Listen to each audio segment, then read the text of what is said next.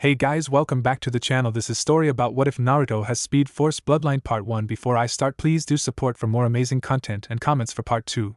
Do consider to subscribe my channel and share my video to your friends and check out the description as well. Let's start the video. Get back here, demon! Shouted a man in his early 30s. Yeah, demon, get back here and accept your punishment, yelled a boy that looked to be barely out of the academy. Stop the demon! Shouted a woman to a group of people just ahead of where she was running. Catch him! Shouted a man from the back of a mob.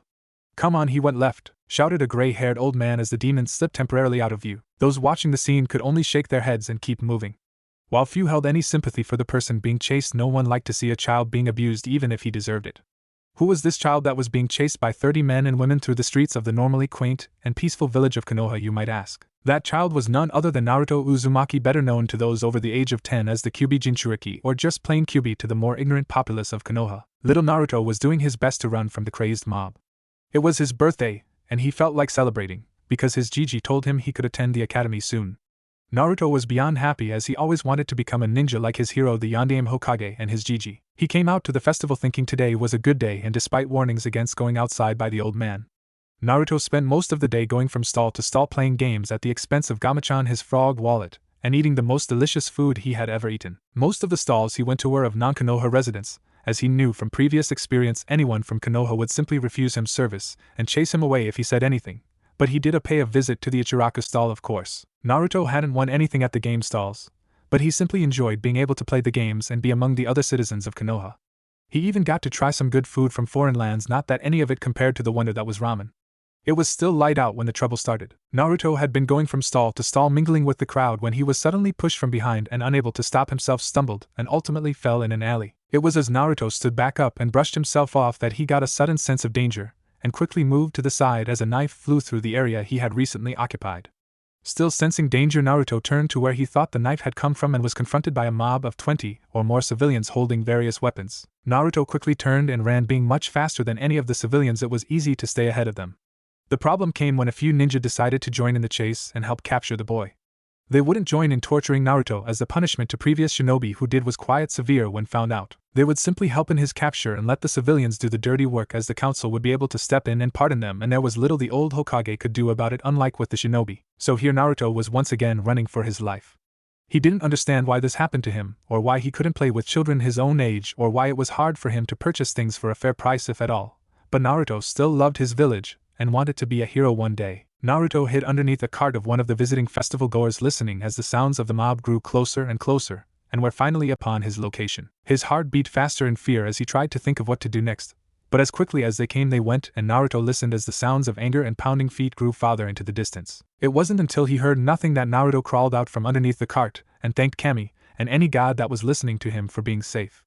Naruto looked around and, realizing where he was, started his long trek home. He made it halfway down the block when he was pushed down. A sandaled foot came crashing down on his back. Naruto lifted his head and tried to look behind him at the man that had his foot on his back. "What are you doing?" Naruto asked. "Why, I'm capturing a fox, of course," the man said after a minute's pause. He then flared his chakra, signaling the other Chunin among the mob that had run ahead. He only stuck around because something in the back of his mind told him to. Naruto was struggling to get up from his position and escape. He knew he was no match for the man keeping him down, but he needed to find something, anything, and that's when he saw it.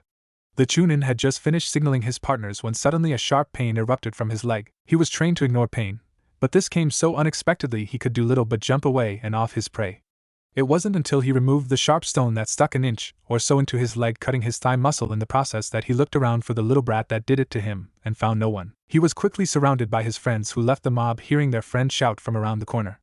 The two started searching for the little monster but returned just as the mob formed around their friend to report not finding the boy. Naruto saw the sharp-looking rock and wondered where it came from, but quickly pushed that thought aside. Taking the rock, he twisted around a little before gathering all his strength and stabbing the man he could now see was a ninja in the leg with the rock. As soon as the man's foot was off his back, Naruto quickly got on his feet and ran around the corner towards his home. It was as he was running with thoughts of going faster and faster, scared that one of the Chunin in the mob would catch up to him, that things around him seemed to slow down. He weaved in and out of the citizens and shinobi so fast it was hard for him to keep control. But he soon found himself in front of his building and smacked right into the door and threw it, falling onto the steps. It was a few minutes before he was able to pick himself up and, groaning, limped up to his apartment and passed out after making sure the door was locked and secure. Before he hit the pillow though, Naruto wondered what happened back there when he was running away. He was running so fast, but it seemed controlled like some ability he had awoken. He promised himself he would figure it out soon and drifted away to dream about better days. It was a week since the chase and Naruto now stood in front of the academy. This was his first day, but the school had been in session for a month now, so he was already behind. Walking through the doors, Naruto noticed the same looks he got everywhere in Konoha. A few looked mad at him for some reason, but mostly nothing like he wasn't even there a ghost. He used to hate that look like they were so much better than him, and he could never be on their level. So he acted stupid and pranked people, but they still gave him those looks, so he stopped. Finding his classroom, he realized he was early and took a seat in the back. The class filed in one by one and took their seats, rarely bothering to even look his way. Those that did merely went back to what they were doing and ignored him, just like when he saw them around the village.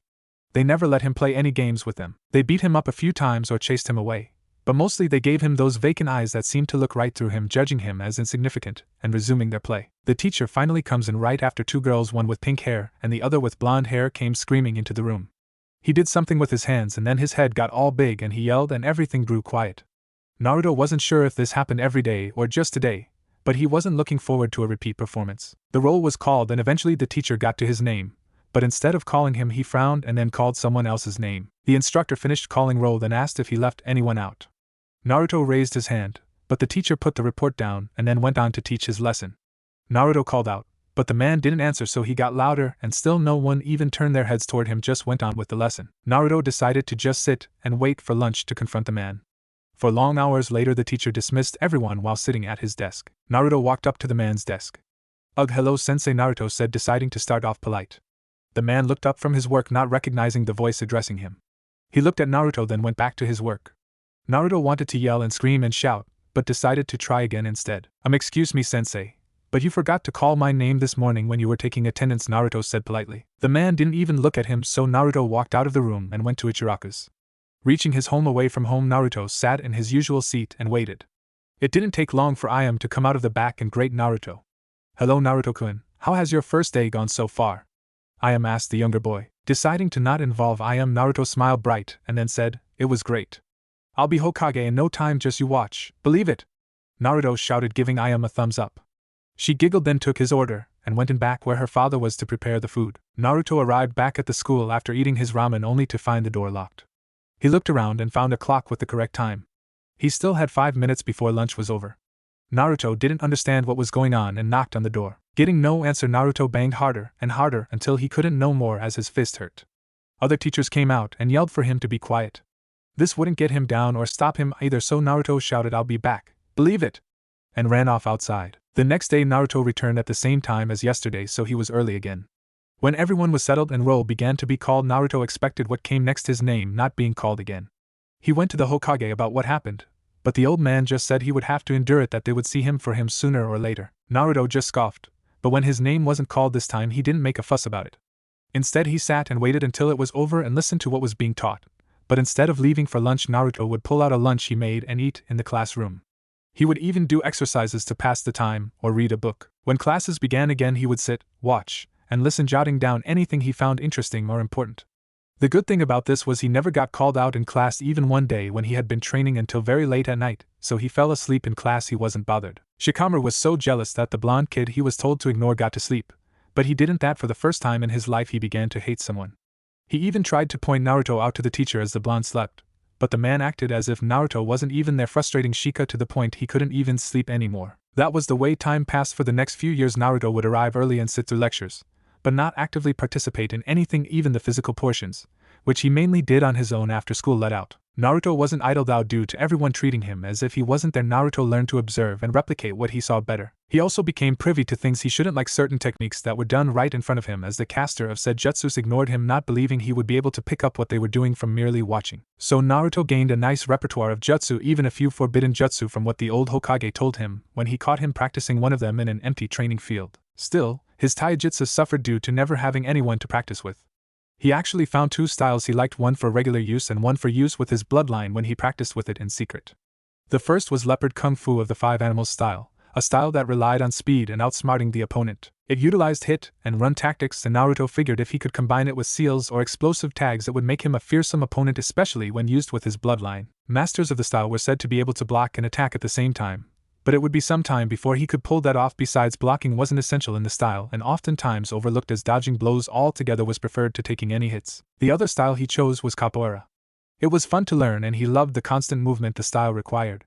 It was a style based around deception and evasion, two things he was known for. This would be the style he used against a singular opponent, or when stealth wasn't an option. Naruto wasn't actually sure how practical the style was for a ninja, but that didn't matter and he could always change it around later.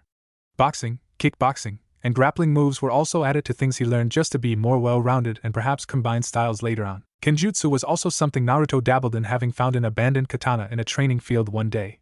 It was slow going since he really had no clue what he was doing and mainly just swung it around utilizing both hands, not wanting to be restricted in case he eventually does learn a style. The only area Naruto neglected was genjutsu.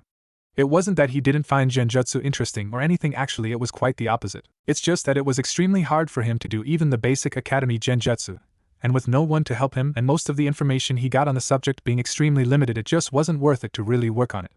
Still, he thought in the future he would try to learn some. Tomorrow the graduation exams would take place and he would move on to the next phase of his life. Naruto was at his desk working on the first part of the Jonin exams. He had been surprised when he arrived early as usual and found a new teacher already in the classroom.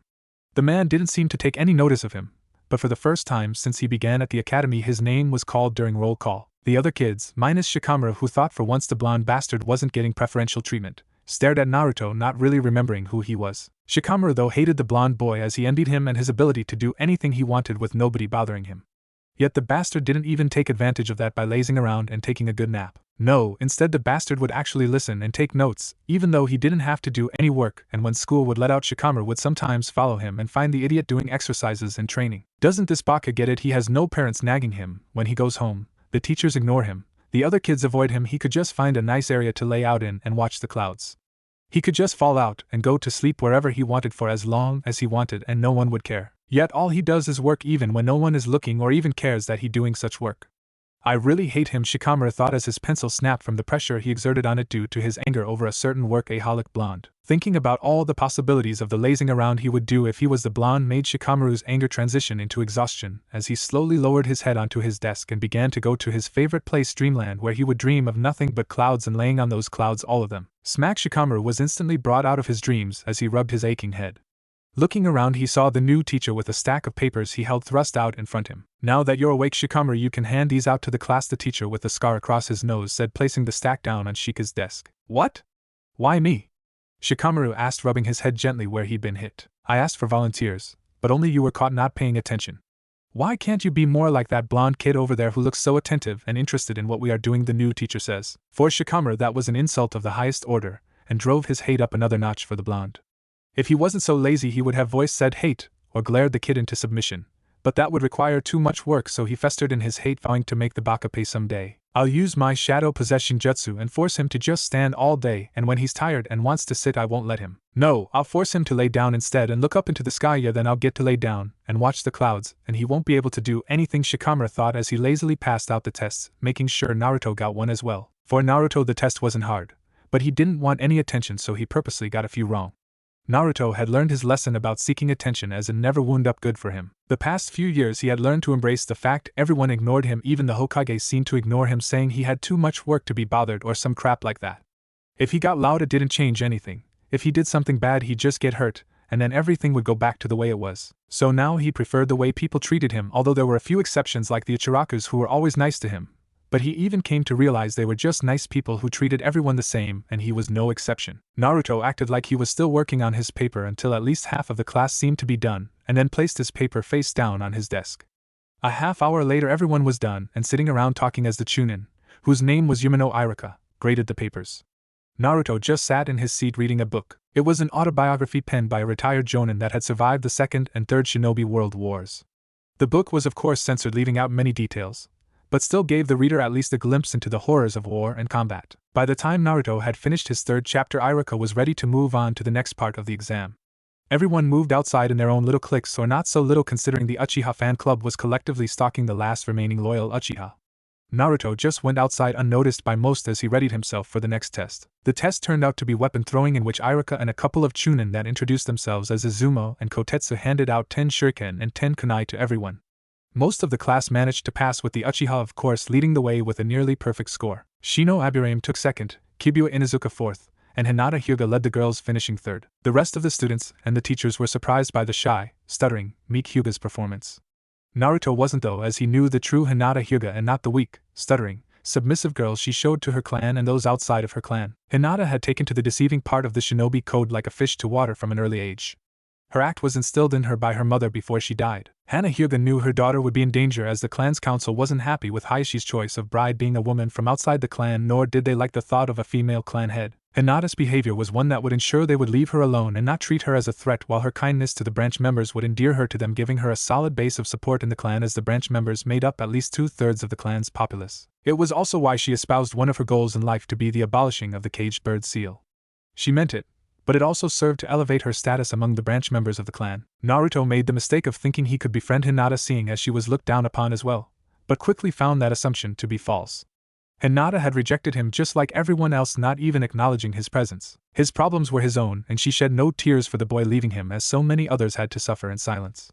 He had also seen her take down a civilian boy that thought he could humble the weak, shy, stuttering Hyuga heiress when they were away from prying eyes. She wasn't mean or arrogant, but she was serious, he guessed would be the word to describe her. Naruto himself managed to hit 7 out of 10 with kunai and 6 out of 10 with shuriken, placing himself 8th in the class behind the majority of the clan heirs and a few civilians.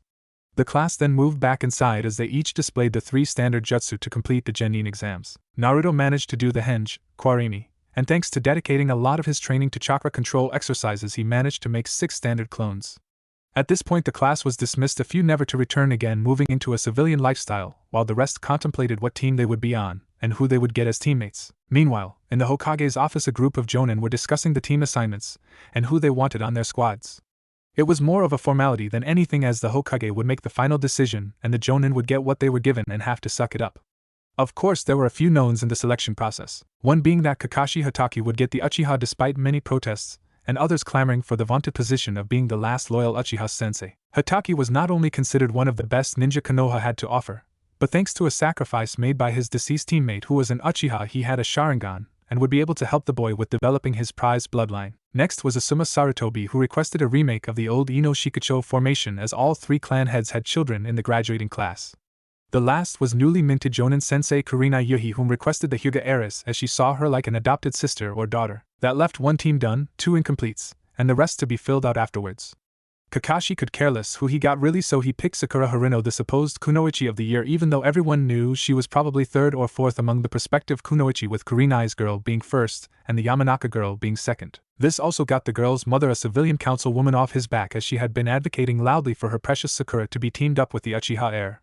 He really didn't care who was the 3rd shinobi on the team, but had a few prospects that caught his eye for no other reason than nobody would care if he trained them or not. Kurinai chose Abirame Shino for her second choice.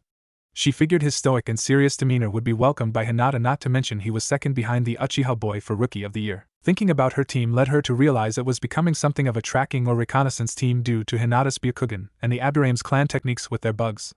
All she needed now was a 3rd member to round them out, either a tracking type like the Inuzuka boy or a genjutsu type. If she had her preference, Kurinai would go with a genjutsu type, as she always wanted to mentor the next great genjutsu master and have someone following in her footsteps. Hinata was her imudo, but due to her clan's rather strict guidelines she couldn't teach her any genjutsu beyond the basic henge. The Abirame were also limited, but that was mostly due to the conditions of their partnership with the bugs that lived inside of them. If only things had worked out better with the Kurama heir, she'd have the perfect team. Wait, perhaps that's it, she thought. After a bit of arguing, begging, and some compromises on her part, a few she would never mention publicly, Kurinai got her perfect team. Now all she had to do was convince Yakumo to give her a second change and find a new way to fix her problem. The Hokage was willing to help with a part of that, sending for Jiraiya to come and help out, as they thought sealing could lead to the solution, or he might come up with something they hadn't.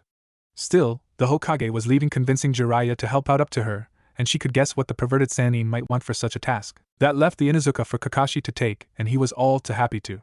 The Inuzuka wouldn't need him really, as he would get plenty of training from his mother, the clan head, or other members of his clan. This meant all he really had to deal with were Sasuke and Sakura, and the pink-haired fangirl didn't seem the type to want to train much, so all he really had to deal with was Sasuke. This would leave him plenty of free time to do whatever he wanted, including reading his favorite book. With teams 7, 8, and 10 out of the way, this left the other Genin candidates for the remaining Jonin. These would be the teams most likely to fail and sent back to the academy or go into civilian life. If anything truly terrible happened like war, they could be commissioned then as reservists, but for the most part the tediously boring existence of a civilian was what was waiting for them. Sorting through the remaining teams took less than an hour with the clan heirs out of the way and most not caring about who they got as they were destined to fail. The Hokage dismissed them, but reminded them to show up at the academy at 8 a.m. to pick up their squads. Returning to his paperwork, the Hokage thought about the various prospective Jonin and their teams. He couldn't help but feel like he was forgetting someone important. A kid with blonde hair and deep blue eyes flashed into his mind before exiting his thoughts just as quickly. He focused back on his paperwork, readying himself for the days to come. The Hokage sat in his office with about 20 of his most prominent Jonin.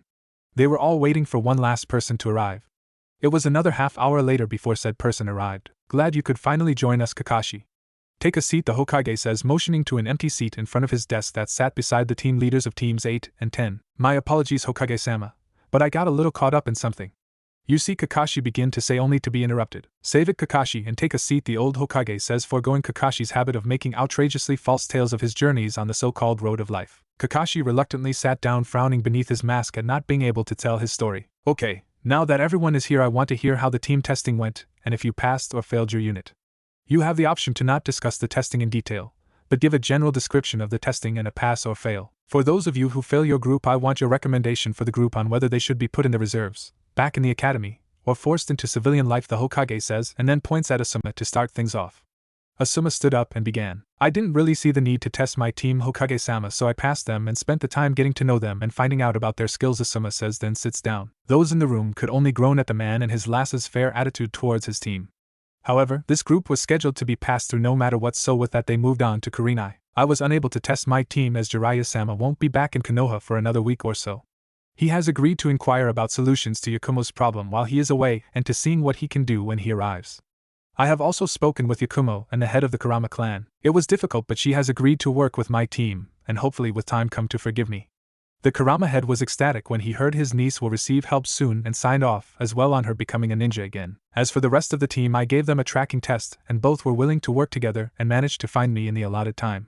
I believe when they finally come together, Team 8 will be a great asset to the village," Kurenai says, then sits down. Hiruzen nodded at the report, but had to ask what made my wayward pupil decided to help out Kurenai-chan. "I would rather not say, Hokage-sama," Kurenai says as she tries to hide the deep red blush that stained her cheeks. The deal Kurenai struck required for her to pose in various states of undress as a model for Jiraiya's next novel.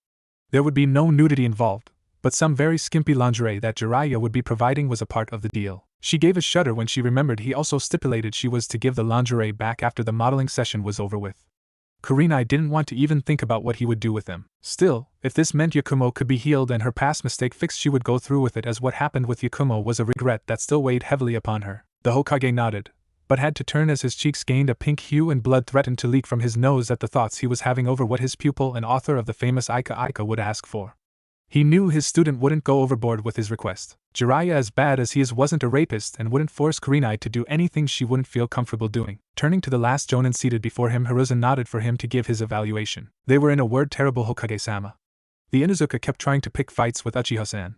The Haruno girl wouldn't do anything that didn't involve her precious Sasuke-kun unless it was to try and physically bash the Inuzuka boy for insulting Sasuke. Sasuke himself was what I expected him to be, but I fear his teammates might hold him back. They failed my original test, but I gave them a second that they managed to pass, albeit barely," Kakashi says. The Hokage nods at the conclusion of the review. These teams were not what he was expecting, and they should probably all be failed and forced to spend another year in the academy. However, these were clan heirs and he couldn't afford not to pass them through, not to mention there had been a significant drop-off recently in new Jonin thanks to the civilian council's meddling. Only one team from the previous year was still active, and the upcoming crop wasn't too promising. Turning to the rest of the assembled Jonin, Hiruzen asked, "Okay, what about the rest of you? I only need a pass or fail response." Team 1 failed. "I gave the standard team test. I recommend that they return to the academy," says a brown-haired Jonin with green eyes. Team 2 failed. "I also gave the standard team test. I recommend that they become civilians," says a dark-haired brown-eyed Jonin. Team 3 failed. "I gave my team a tracking test. I recommend that they also become civilians," says a Jonin with dark blue hair and the whites of the Hyuga. Team 4 passed, says a man with dull black hair tied back in a ponytail and black eyes. At this, everyone turned to the man with an incredulous stare. It wasn't unprecedented, but in times of peace it was unusual for more than 3 teams to pass. There was even an agreement to disarm and keep everyone equal. Of course there were ways around this, and some villages just outright ignored it, but generally 3 would officially pass and the others would be sent back to the academy, become civilians, or those that showed promise would be put in the reserves to form a team later. So it was a bit of a shock that there was another team thought worthy to pass. Please tell us who your Jonin are, the manner of testing, and how they managed to pass Shirakumo-san, the Hokage says. If he didn't like the answer to the last two questions he would fail the team, but they would be put into the reserves. My name is Shirakumo Hayama. My Jonin team consists of Minakura Tamaru, Fuki, and Uzumaki Naruto. First I observed them for a bit to see how they got along together, which was fine. None of them really seemed to have any problem with their other teammates. Then I tested their skills, which were good enough for graduating Jonin, but none of them really stood out over the other. Then I gave them a seek and destroy mission where they had to find a water clones I had hiding somewhere in the training ground and defeat it. They managed to accomplish the task just under the time limit, Hayama says. The Hokage nods in response, allowing the other Jonin to give their expected reports of failure while he pondered on Team 4. I normally would have put them in the reserves, but Shirakumo-san actually tested them well, and from what he says they seem to have the requisite skills required. I am ashamed to admit I have forgotten about Naruto, as I haven't heard much from him lately. But I am glad he was able to pass after all, and without my help, the Sandaime thought. The rest of the meeting passed with no other surprises and everyone went home. The old Hokage thought about calling for a meeting with Naruto to see how he was doing and what he thought of his team, but decided against it. The boy had done well enough, it seems, without his intervention, so perhaps he could continue on under the radar for a while longer. Naruto, you are too rigid, relax your shoulders a bit, Hayama instructed. Clang, clack, clang. Tamaru, keep your guard up, Hayama says. Clack, clang, clang, clack. Boys, that's enough, bring it in, Hayama says, stopping the spar a few minutes later. Both Naruto and Tamaru ran up to where their sensei and third teammate Fuki stood underneath a tree in Training Ground 23. It was like most of the training areas in Konoha, a wooded area with a few good-sized clearings and a couple of smaller ones in it.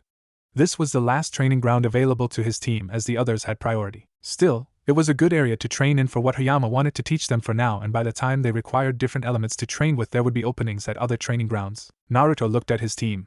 They had started training a week ago, with the first order of business being chakra control. Naruto had pretty much exhausted what he could gain from the leaf floating exercise and had gotten to the point where he had at least 5 leaves on his head, arms, back of his hands, palms, torso, back, thighs, legs, and the top of his feet. He wanted to move on to more difficult exercises, but being an academy student meant he was limited to mostly academy student or civilian means of training. Learning the tree climbing exercise gave him a small boost to his chakra control. Naruto already worked out how he could modify the exercise to see even more benefits. He immediately came to the conclusion combining the leaf floating exercise with tree climbing would pay the most dividends, but all that had to wait until he mastered tree climbing. After a few days, none of them had yet to get all the way up the tree. Fuki was the closest, being she had the smallest chakra reserves. Naruto, thanks to all his hours working with the academy level exercise, had enough control that he was a third of the way up his tree just behind Fuki. Tamaru had yet to make it halfway but was improving every day. The next thing Hayama wanted them to work on was kenjutsu. Hayama himself was a swordsman, and wanted his own team of swordsmen/swordswomen, thus he took his new team to a shop run by an old friend. Izo Harustuchi was a war orphan, both of his parents dying in the Second Shinobi World War. He was a retired chunin, a veteran of the Third Shinobi World Wars, and an all-around good guy. His store wasn't as good as, say, the Higurashi Weapons Emporium or a few other notable stores, but he made dependable weapons that were affordable. He bought each of them a katana, although Tamaru wanted a bigger zanpakuto despite not being of sufficient height to wield one. Naruto also had to admit he secretly wanted a bigger sword, but kept quiet since Shirakumo-sensei was paying out of his own pocket. This was something rare to Naruto, as normally no one gave him anything, so he treasured the sword his sensei bought, even if it was a rather cheaply made mass-production model. Sensei said he would help them pick out better swords and pay half for it if they were serious about continuing to learn kenjutsu. So far all of them gave the hour reserved for kenjutsu practice their all, even Fuki, whom didn't want to wield a sword initially. Naruto had learned a little about his teammates in their introductions given before their team test. Tamaru was an energetic kid of civilian background. He had an older sister that worked as a waitress, a little brother just starting out at the academy, a baby brother not even a year old. His father was a maintenance worker, his mother a bank teller, and his dream was to be Hokage.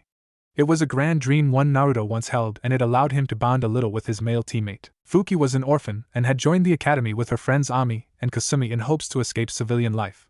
She was also a member of the Sasuke fan club, as Naruto remembered her and her friends bullying some of their weaker classmates. The girl didn't seem to have much in the way of skills, but she had been working hard to get better so far, so Naruto would withhold judgment of her for now. So far they got along well enough to get through whatever training sensei had planned for them for the day. I called you all over early, because I think you are ready for your first mission, Hayama says. Naruto and Tamaru grinned broadly since they had been eagerly anticipating their first mission. What do you think it will be, sensei? Do you think we'll travel to a distant land and rescue a princess from a bad guy looking to take over her kingdom? Tamaru starts. No way, Tamaru. It would probably be something like fighting off hordes of bandits trying to rob civilians on their way to the capital, Naruto says. No way we're going to be rescuing princesses and fighting bad guys who would destroy the world. We will be heroes and then the Hokage will have to recognize my brilliance and make me his successor. Tamura shouts. No way, they probably give missions like that to teams of Jonin. It's got to be bandit elimination, or perhaps we have to capture a missing nin, Naruto says in rebuttal. Hayama and Fuki could only groan. Naruto's suggestions were more realistic, even if far-fetched for a newly minted genin squad, but Tamura was prone to flights of fancy. The two would often bicker about what their first mission would be. He almost chuckled as he imagined their faces when they finally received their mission for the day. Okay, that's enough guys, let's just go and get the mission already. If you two keep squabbling over what mission you think will get, the real missions will be all gone by the time we get there, Hayama says. He gets the desired result as both boys quiet down and follow their sensei and teammate out of the training grounds. 30 minutes later, Hayama had filled out the necessary paperwork and gotten their first mission. They headed back outside as Naruto and Tamura were eagerly awaiting what their first mission would be. They walked to a park a few miles away from the Hokage Tower. Okay guys and gal, your first mission is to pick up the litter and place it in these bags, he says, handing each of them a stick and a green garbage bag. What? What kind of mission is that? Naruto asked, with Tamura behind him shaking his head in agreement. It's the kind they give fresh out of the academy genin like yourselves, Hayama says. Oh come on sensei, can't we get something better than trash pickup? A civilian could do this, so why are we stuck with it? Tamura whined, with Naruto this time shaking his head rapidly in agreement. That's enough, you two. Look, I know it's crap work, but you are new genin, and as new genin fresh out of the academy, these are the types of missions you receive. I had to do this, the Sannin had to do this, even the Hokage back in the day had to do missions like this for a while before they got to do the cool stuff. Right now your time is supposed to be spent mostly on training, learning new skills, and getting to know each other so you can better your teamwork. I promise if you work hard, in a few months I will think about getting us a higher ranking mission, okay, Hayama says. Naruto and Tamura didn't like it, but they nodded in agreement. Fuki had sat back and watched her two teammates, and while she didn't want to pick up trash all afternoon, she also didn't think they were ready for anything like what Tamura or Naruto were suggesting.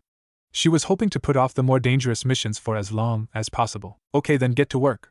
The longer you stand around complaining, the longer you don't get to do any of those cool missions, Hayama says, knowing it would serve to motivate the boys. Naruto and Tamura had already turned to start, ready to finish the mission as quickly as they could, when a thought popped into Naruto's head. Turning around to face his sensei, Naruto noticed both his teammates had stopped to see what he was doing. Sensei, what are you going to be doing while we are picking up trash? Naruto asked as he noticed his sensei didn't have a stick or bag in his hand. The other two were also curious now that they noticed the same. Me? Well, I'm going to be sitting right here reading this book while I supervise you three from a safe distance, Hayama says as he sits down on a bench, book in hand. What, that's not fair. Why do we have to do all the work while you get to sit and read a book? Tamura shouted. Well, my little Gakuto, that's life as a shinobi. Life isn't fair. But cheer up, if you ever get your own team one day you can let them do all the work while you sit back and do nothing, Hayama says, and then dismisses them as he begins to read his book. It wasn't that book, but it had a little smut and a decent mystery. He was into the mystery and detective-type novels, and if they had a little adult material it was all the better, but he didn't actively search for it. He did have an Ika and a few other smut types hidden away at home, but he'd never bring those out in public. I mean, what kind of man would he be to read that type of material out in public around his students? A sorry one if you asked him, but he wasn't anyone's moral police, so he wouldn't say anything to those that did. Hey Naruto, I bet I finished my section faster than you do. Tamura shouts. You're on, pal, loser buys lunch. Naruto shouts back. Fuki could only shake her head at her teammates. Tamura was far too excitable and a bit of an idiot at times. The past week they had been together, Tamura was always trying to challenge her or Naruto to cement his position as strongest of the group. While she ignored him for the most part, Naruto would accept his challenges. It could be worse, she thought with a mental sigh before getting to work herself. 2 hours later, Team 4 was done with their first D-rank mission, and all of them were happy about it. It took so long because in their haste both Naruto and Tamura would overlook and miss some trash they would have seen if they were being more thorough, so they had to go back and do it again and again, and a few more times. In the end it was Fuki that won, and both boys had to pay for her lunch, which she made very expensive for the purpose of teaching them a lesson. After they had lunch at a fancy sushi restaurant they went to collect their pay. They each went their separate way after receiving their pay. Hayama went to find his girlfriend, Tamura went home to brag about his first completed mission to his family, and Fuki set off to find Ami and Kasumi. The three of them were a bit of an oddity, as despite Ami and Kasumi not becoming full-fledged genin, they had managed to keep their friendship. Naruto had no reason to hurry home or any real friends to find, so he thought he'd walk around a bit, perhaps head back to the training grounds and do a little more training. He was passing a barbecue restaurant when he saw Team 10. Naruto waved to them and kept going to the nearest training ground. Who was that? Ino asked. Troublesome. His name's Naruto, don't you remember? He was in our class at the academy, Shikamaru says, never taking his eyes off the fading form of Naruto. Ino just shrugged. Don't remember, she says before picking at her salad some more. What's the matter, Shika? Chew, it looks like you don't like the guy, Choji Akimichi says in between bites. It would be too troublesome to explain, Shikamaru says, dismissing his friend's concern as he too went back to slowly eating his food. Naruto was kneeling in an unused training ground, panting hard from his training. That makes 5 minutes the longest I can keep up my jutsu. It should be long enough to finish most fights I'll get in for a while, but it's nowhere near good enough. What have I been doing all these years to only be able to sustain it for 5 minutes at a time? I should be able to do this for hours by now, Naruto thought. His training with his bloodline had been hard. The first issue he had was developing moves for his bloodline, since he didn't know of anyone else with his particular bloodline. So far all he had come up with was a recreation of something he saw on a cartoon one morning. The second issue was in sustaining the original speed-based jutsu, as despite all his training it tore at his muscles if he prolonged it for more than 5 minutes, and that really hurt. I either need to find a new way to come at this or find other skills to train in. Perhaps I can ask Sensei about finding out what my elemental alignment might be when we meet tomorrow, Naruto thought. Looking towards the sky, Naruto saw it was getting late, so he decided to go home and get some rest. The next day Naruto was up before dawn as he prepared for the day ahead. After eating, bathing, and dressing, he did his usual 10 laps around the village. That took him all of an hour, which made him happy as his normal speed was really improving. Then he used his Jintan, Musho, Swift Release, Shadowless Flight. He did another 20 in 2.5 minutes. To anyone watching, it would look like he had only taken a couple of steps forward before falling to his knees a few minutes later, panting for no reason. Then after a 10-minute break he began exercises designed to build up his strength. Thanks to his Kekkei Genkai he would never be a powerhouse like Might Guy, but that didn't mean he wanted to be a total weakling either. Thanks to all the push-ups, sit-ups, squats, use of regular civilian weights, and swimming, not to forget all the running he did, Naruto had a body he was sure most civilians would die for. He was both lean and slightly muscular, with the extra definition showing in his abs, pecs, arms, and legs. After swimming a few last laps around a pond in Training Ground 3, Naruto watched as the sun began to rise from between two mountains, bathing the area in an orange glow that reminded Naruto of just why orange was his favorite color, even if he no longer wore his childhood favorite orange jumpsuit. Naruto still wore orange, it just wasn't visible anymore as he hid it underneath the blues, greens, blacks, and tans of his everyday clothes or shinobi attire. Looking at the rising sun, Naruto relaxed as he floated on his back for a bit before his day would truly start. An hour later Naruto was in his team's usual training ground 23. He had arrived a little early to think about how he would go about asking his sensei for information on elemental manipulation. His thoughts were broken as his teammates and sensei came into view. They weren't really surprised to see the whiskered blonde already at the training grounds, because it happened quite a bit already. Alright team, show me how far you have gotten with the tree climbing exercise. If you can make it to the top, I might teach you something else before we do another mission, Hayama says. An hour later Fuki had finally reached the top, but Hayama made her continue going up and down the tree, which she did 10 times before needing to stop. Naruto had also made it to the top and on Hayama's orders kept going up and down the tree 20 times before Hayama told him to switch up and try it walking on his hands. This had the effect of adding more difficulty, as now Naruto had to split his focus between maintaining his chakra and balance at the same time. Tamura, however, was still working on completing the exercise. He didn't have Naruto's reserves. Actually, he had less chakra than Fuki, whose reserves were big for a girl her age. His reserves were about average, but it was clear it would take another day or two for him to catch up to Fuki and Naruto. Alright guys and girl, he added, feeling Fuki's glare at his back. Bring it in. That's enough of that for today, but I encourage all of you to work on your chakra control when you are alone. I know I gave each of you a list of exercises, but remember to be careful and not to jump ahead. These might just be chakra control exercises, but even the simple ones can be dangerous if you don't do them right or goof around. Hayama lectures. All three nodded, but inwardly groaned as he had been telling them that every day since they started on the tree climbing exercise. Alright, Tamura, you still seem to be having trouble with the exercise. If you need some help you can always come to me or ask one of your teammates. I am sure they would both be willing to help you out, Hayama says. Tamura looks at both of his squad mates. Fuki gave him a nod and Naruto gave him a thumbs up with a big grin spread across his face, which Tamura returned. Thank you sensei, but I'll be alright. I just need a little more practice, and I'll have it down cold or I won't be the next Hokage, Tamura responds confidently. Hayama had to chuckle at the boy. He certainly got a spirited group and he had no doubts a talented group. It was something that bothered him when he had time to reflect on his group's growth since they began training. Fuki was well on her way to being a solid all-around kunoichi. She might never be the next Tsunade, but with time she had the makings of a solid Takujo, perhaps even a full Jonin if she put her mind to it. Tamura could be a bit over the top, a dreamer, and had more energy than he knew what to do with at times, but he was a good kid and was willing to listen when you could get him to calm down. He admired how persistent the boy was. It didn't matter if he failed to get something or not because he would keep working hard until he did. Tamura might never become Hokage, but Hayama was sure the boy was on his way to being a good solid ninja. Naruto decided now was a good time to ask his question. Hayama-sensei, could you teach me elemental manipulation? Naruto asked. That would be so cool, can you sensei? Tamura shouted already over his failure to get tree walking. Hayama looked at his genin and noticed even Fuki look interested and learned how to manipulate her element. That's something that's usually reserved for chunin, or those who have been in service for several years, Hayama says. He then notices the slightly downtrodden looks on their faces. But there is nothing that says I can't teach you elemental manipulation. He was cut off from further speech by an excited Naruto. Thank you so much, sensei. I promise I'll do my best and listen to everything you say, Naruto says excitedly. Hayama had to hold in his chuckle at Naruto's display of emotion. The boy was far from an emo, but without Tamura around he was very reserved. The only group he had seen as reserved as Naruto had been so far were the Aburames, and he wouldn't admit it, but that clan secretly creeped him out. Whoa! Hold up there, Naruto. I am not going to teach you guys something as advanced as elemental manipulation yet. It's something that could take years, even a decade, before you get a complete grasp of it. But you said? I said that there was no rule or law that said I could not teach you elemental manipulation. You are getting ahead of yourself here, Naruto. You have only been genin for 8 days and you want to jump to something even Jonin find difficult to learn, Hayama says, admonishing not only Naruto but all of them. The looks on their faces told him they got it, but still wanted to learn. That said, I would give each of you a challenge. If you finish the scroll of chakra control exercises I gave each of you and complete each mission we have without fail, I'll teach you the first stages for manipulating your element, and I'll even let you see what element you have right now, Hayama says. The kids all jumped to attention, eager to find out.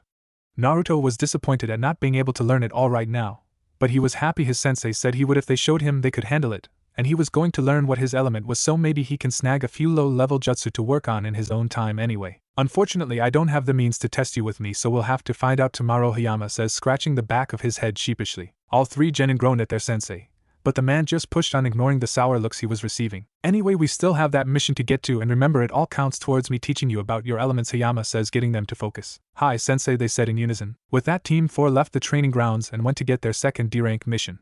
This time it was painting an old man's fence. Afterwards, Naruto would leave his team and continue his bloodline and other training until it was dark out and he would head home. This would be the way the next month would pass, with little change. During the month, all members of Team 4 had managed to complete the tree climbing practice as well the water surface walking practice. Hayama even had them combine both with the leaf concentration practice they learned at the academy, and when they got that, he made them do both while doing battle simulations against each other for an hour, and then him. In the end, he could say without fail Team 4 had mastered all 3 of the basic chakra control practices. But he made sure they started every day continuing their practice, and even gave them tips on how to enhance all 3 practices individually. This really helped Naruto and Fuki the most, as they both had large reserves, with Naruto having the most of any genin or chunin he could recall. But he knew there were jonin that held less chakra than Naruto. Tamura wasn't to be left out though. Thanks to all the practice he did with his team and at home when he could get away from his family, his reserves had grown. He now could keep up with his teammates in all of the exercises and still have enough chakra to not be totally drained. As a reward for their hard work and having successfully completed all 3 practices, Hayama began them on the road to nature manipulation by showing them what their elements were. Naruto had a strong affinity for wind, which surprised Hayama since wind users were rare in Konoha, with there only being him and Sarutobi Asuma. However, Naruto also had a strong affinity for water, which further surprised Hayama since he knew there were few people with 2 strong elemental affinities. He wondered if perhaps Naruto might have a Kekkai Genkai, but decided to hold off on such thinking as he hadn't seen any signs of him having one. Fuki had an earth nature, which Hayama thought suited the girl's personality. It was Tamura that delivered a second surprise, as he also had an affinity for wind, although not as strong as Naruto's. Having 2 wind users on his squad definitely surprised Hayama and made him further believe he made the right decision in passing this team. With their natures known, Hayama taught Fuki and Naruto 2 jutsu for their elements, and Tamura 1. Tamura was upset, but Hayama explained that the wind's nature was almost exclusively offensive, and therefore most of the jutsu he knew of were B ranked or higher, and there was only 1 C rank he could teach him. Tamura quieted down after that, as at least he was getting to learn a C rank jutsu, and his teammates would also only get 1 C rank jutsu and a D rank. Naruto, after listening to how rare wind element techniques were, decided to for now focus on his water nature and come back to wind later. So Hayama gave Naruto 2 Suiton jutsu, Kirigakyu no jutsu hiding in mist technique, and Mizu Bunshin no jutsu water clone technique. He gave Fuki the Doton, Shinjuzanchu no jutsu earth release, double suicide decapitation technique, and Doton, Dochu Igyo no jutsu earth release, underground projection fish technique.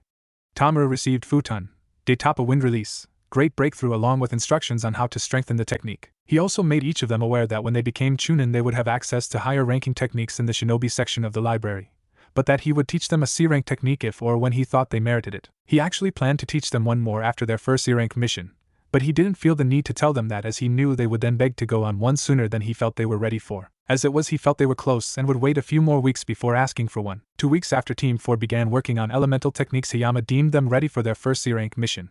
He wouldn't pick anything too difficult for his team, but rather something to ease them into the danger of being a shinobi. After completing their morning practices and exercises, Hayama took them to the academy building to get their mission. Walking into the administrative side, they went to the mission assignment desk to report in.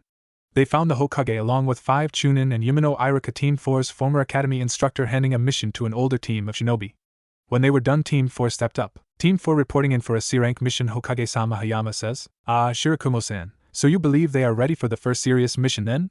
The Sandaime asks. Yes, Hokage-sama, I was thinking a hunting mission perhaps. It would allow my team to ease into taking more difficult missions mixed in with the occasional D-rank. Hayama responds. Okay, I think there is something here that would work for your team. Iruka, if you would find the scroll for the Nara mission request?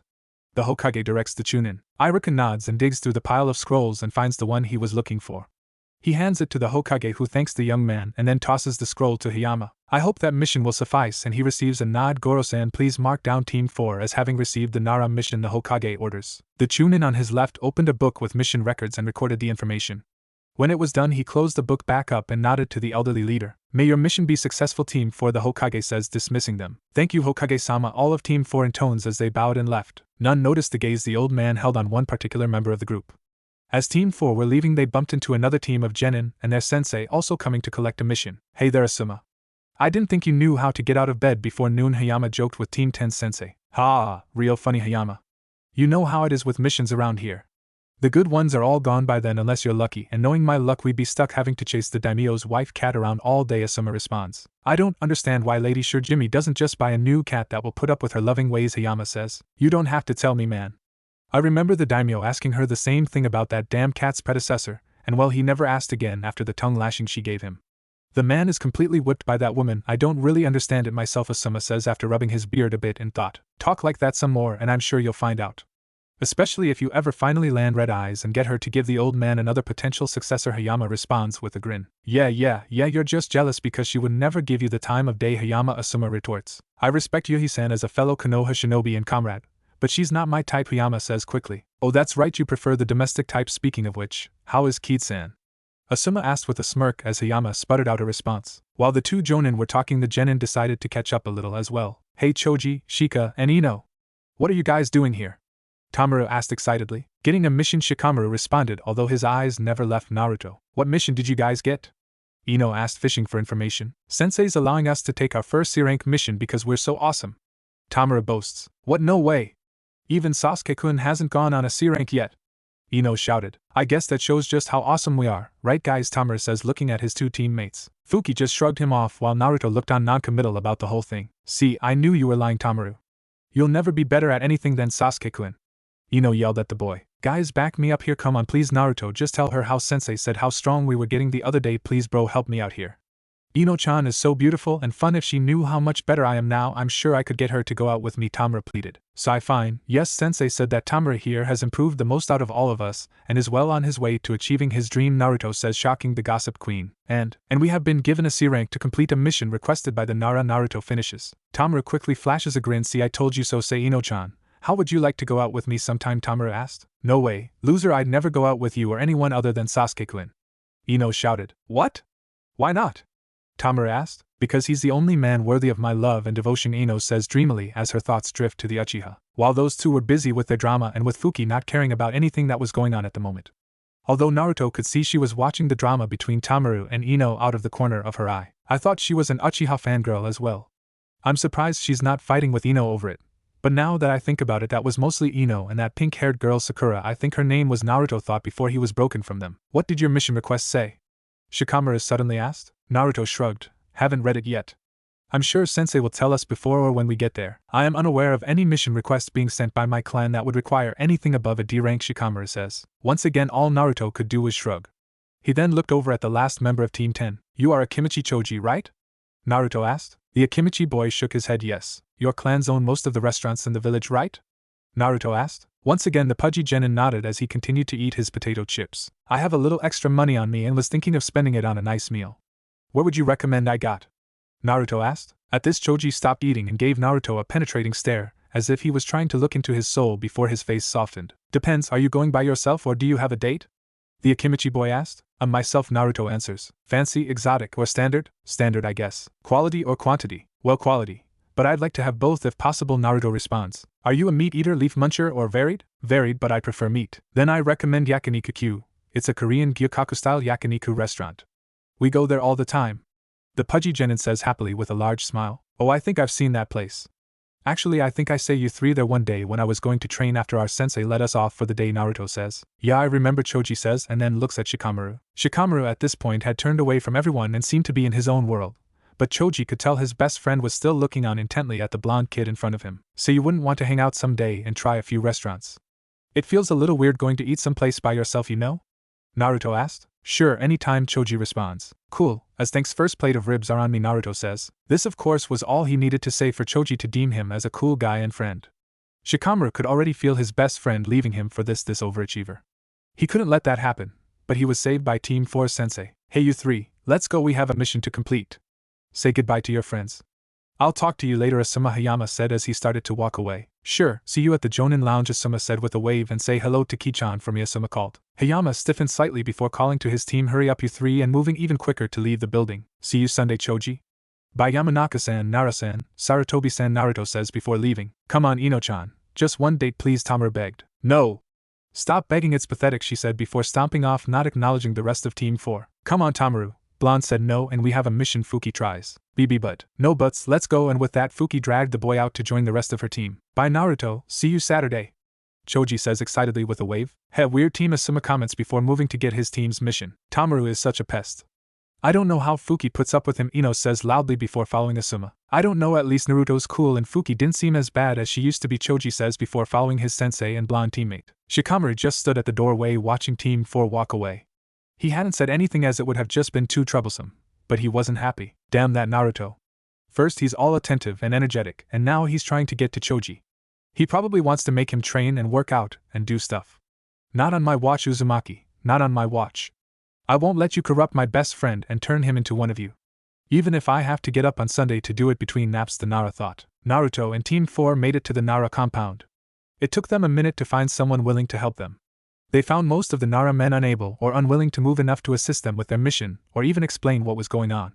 To their great relief, they bumped into Shikamaru's mother as she was coming from the market. After Team 4 helped her put her things away, she led them to the Nara forests where their mission would take place. Normally my husband or one of the clansmen tasked with caring for the deer here would explain the mission to you, but as you saw they're just too lazy to actually go and request a mission, the lazy bastards, she says angrily. Team 4 tries not to laugh at the poor woman's misfortune, but only managed to keep it to a snicker. Sounds like the chief, alright, Hayama remarks. Sighs, yes it does.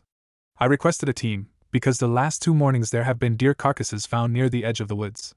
We suspect it may be a pack of wolves or maybe a tiger or something preying on the deer. It shouldn't be too difficult, but no one here was willing to stay up tonight to watch for whatever is doing this and stop it. Will your team be able to handle it, Yoshino, Nara asks. It shouldn't be a problem. This is their first E rank, but I'll be with them in case it's something unexpected or they have trouble, Nara-san, Hayama responds. Okay, I'll trust you to do your jobs then. Please be mindful of the deer and try not to use many destructive jutsu in the forest. The deer here aren't skittish, but we depend on them staying on these lands, Yoshino informs them. We'll do our best, Nara-san. Hopefully it won't be necessary, Hayama responds. I'll leave you to it then. Thank you for your service, Yoshino says before leaving. Alright, we are going to set up camp in the middle of the forest so that way if anything happens we won't be too far away, Hayama orders them. Team 4 moved deeper into the forest, finding what Hayama deemed as the middle sometime afternoon, where the team then set up camp. Thankfully, not knowing if the mission would be inside or outside of Konoha, the team had packed for either situation, and each had their own tent with enough supplies to last a week. Once the team had unpacked and set up their tents, Hayama unsealed some pre-cooked meat, and they all ate sandwiches. After they had all finished eating, Hayama addressed his genin. Alright, this is a hunting mission, a standard C-rank mission given to Chunin or experienced genin, but I figured you guys could handle it. This will serve to introduce you to the real world of the shinobi. The part hidden from most civilians, the dark and bloody, sometimes brutal world we ninja operate in. I don't know if any of you have an experience with hunting, but our mission is to eliminate whatever is killing the Nara deer at night. Can you handle it? Hayama asked them. Naruto immediately nodded, as he was used to hunting for food at times. Fuki took a bit of time, but she also nodded. She had never hunted before, but she was sure she could do it. Tamaru also quickly nodded.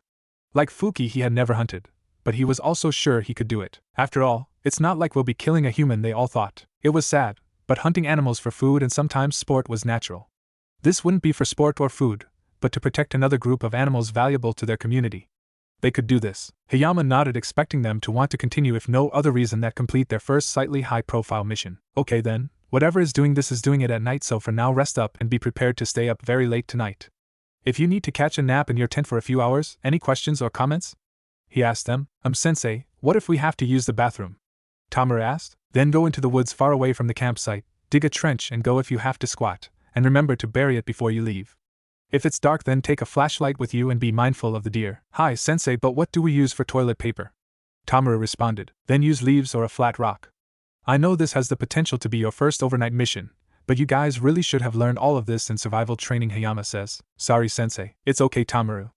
I would prefer you ask these things instead of not asking and jeopardizing a mission or getting yourself hurt, Hayama responds. Tamura nodded, but he could tell the other two had been listening as well. Anything else? He asked. He received 3 head shakes. Okay then, be ready at sundown, and until then relax a bit, Hayama says before walking into his tent to rest a bit. The 3 genin followed their leader's example and also headed for their own individual tents. It just so happened Naruto was the first to crack and need to use the was as he was finishing up covering the small trench with dirt and in used leaves that he got the feeling he was being watched. He stood and turned his body a full 360 degrees to try and find any movement in the brush. Unfortunately, there were too many trees and shrubbery, not to mention it was dusk now, so the available light was dimming. Naruto reached down into his kunai pouch secured to the waist of his pants as he stood turning slowly. He turned sharply to his left to find nothing but the rustle of a few leaves. He relaxed as the tension was slowly overwhelming him.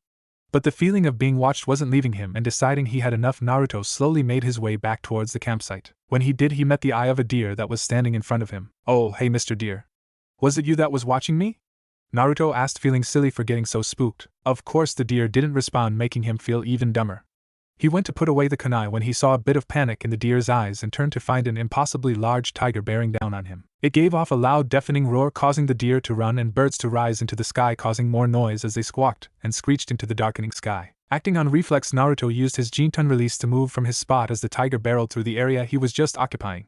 His movement was so instantaneous the tiger didn't have time to react before Naruto flung his kunai at the oversized beast, hitting it dead in the neck. The tiger could do little more than collapse as it suffocated on its own blood. Naruto stood watching, a little detached as he watched the beast die. It wasn't until his team showed up that he snapped out of it. Naruto, are you alright? Hayama asked. Why, yeah, I'm alright, Sensei, Naruto slowly responded. What happened here? Hayama asked. I don't know. I was just finishing up after defecating when I felt something watching me.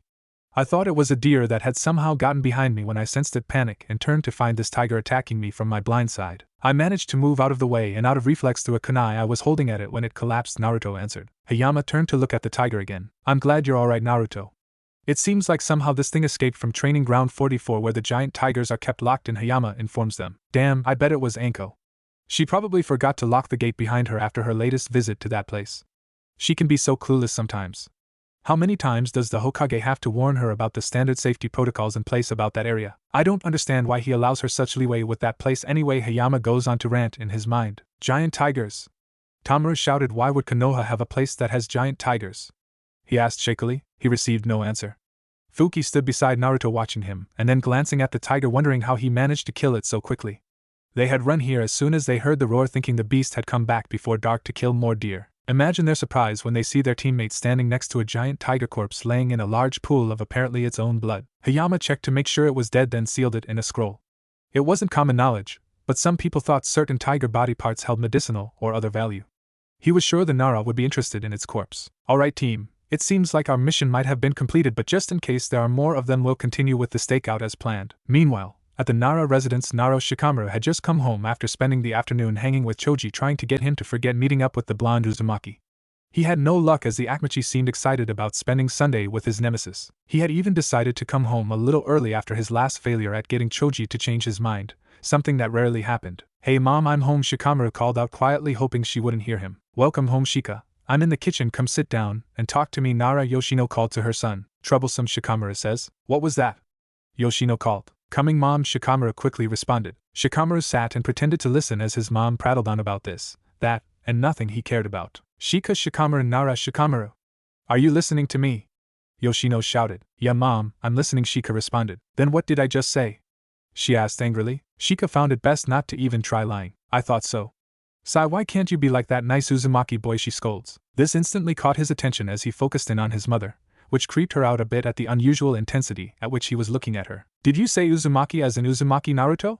he asked. "Yes, he was here to do the mission I requested a team for, and no one here would get off there but long enough to help them. I had some groceries with me and Naruto-kun asked if I needed any help. I tried to tell him I was okay, but he insisted he should help me. He was such a kind young man and even asked me questions about my day and what I do. We talked a bit as he and his team helped me put everything away, and when I led them to the forest to tell them about the mission." Shikamaru for a brief second flashed red as he squeezed his fists, feeling like he wanted to punch something or someone. "You should get to know him. That young man has a good head on his shoulders and he was so polite. Honestly, you could really stand to be a little more like him, Shika." At this point Shikamaru turned and walked away, ignoring his mother calling for him to come back. "Damn you, Uzumaki, even in my own home I can't escape you now." "That's it. This requires action," Shikamaru thought as he grinned darkly. In the morning, Team 4 went to the Nara clan head's house to report in. Team 4 had stayed up all night watching over the deer and occasionally checking the forest for more tigers, but when the sun came up there was nothing extra to report. When they consulted the Nara about what happened, they were surprised to find they had suspected all along it was Tiger that somehow escaped training ground 44. The mission was stamped complete, and they went back to the assignment desk and turned in their report, and received their pay. Hayama in the report gave Naruto extra credit for actually killing the beast along with the bonus they received from the Naruto whom were indeed interested in harvesting the carcass of the tiger. With that done, Team 4 went their separate ways, with Hayama giving them the day off. As Naruto walked home to get some more rest before he would do more training later in the day, he thought back on the mission.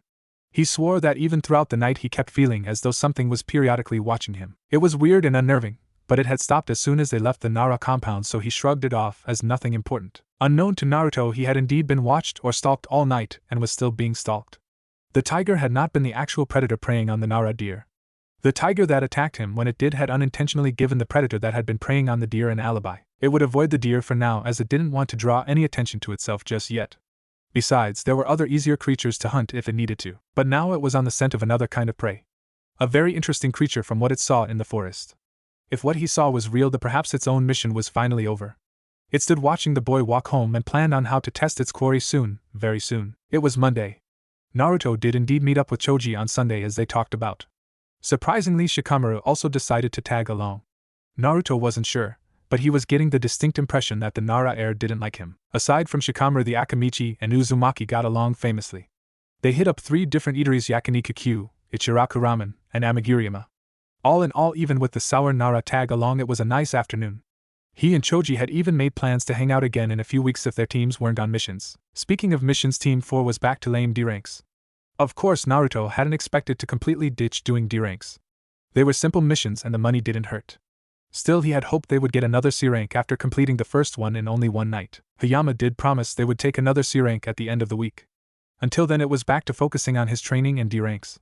He had already completed the first step of water manipulation by drawing water from a leaf, but Hayama informed him that he should try to draw water from different objects before moving to the second step. Naruto was proud to say that so far he had gotten further in chakra manipulation than his 2 teammates, but they were making progress and would get it in time. Hayama, though, knew how tough an exercise it was and only allowed them 30 minutes every 2 days of team practice time to work on it, insisting they should focus on their more basic skills instead for the time being until they gained more experience. Naruto had mostly gotten so far because he made sure to do an hour every day, either in the morning when there was still morning dew on the ground or in the afternoon. It was now after team training and they had just completed their mission for the day. They pulled weeds and planted flowers.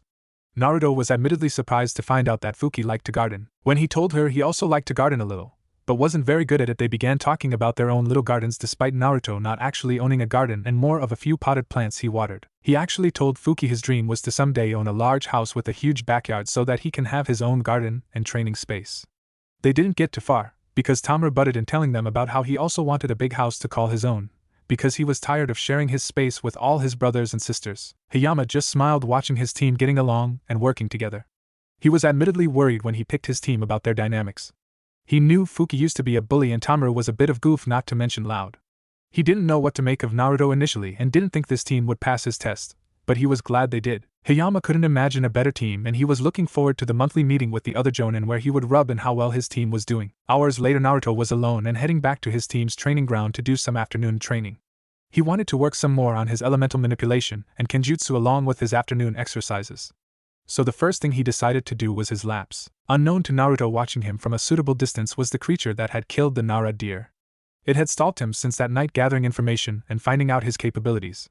Now it was ready to make its move. After completing 10 laps, Naruto positioned his hands in the familiar boar hand seal and took off, mentally intoning Jintan, Musho, swift release, shadowless flight. That is when the creature also took off at speeds that made it look like a streak of lightning, which for those crossing its path shocked them greatly. It brought up memories of the Yondiame to most witnessing the impromptu race, which they didn't know was a race.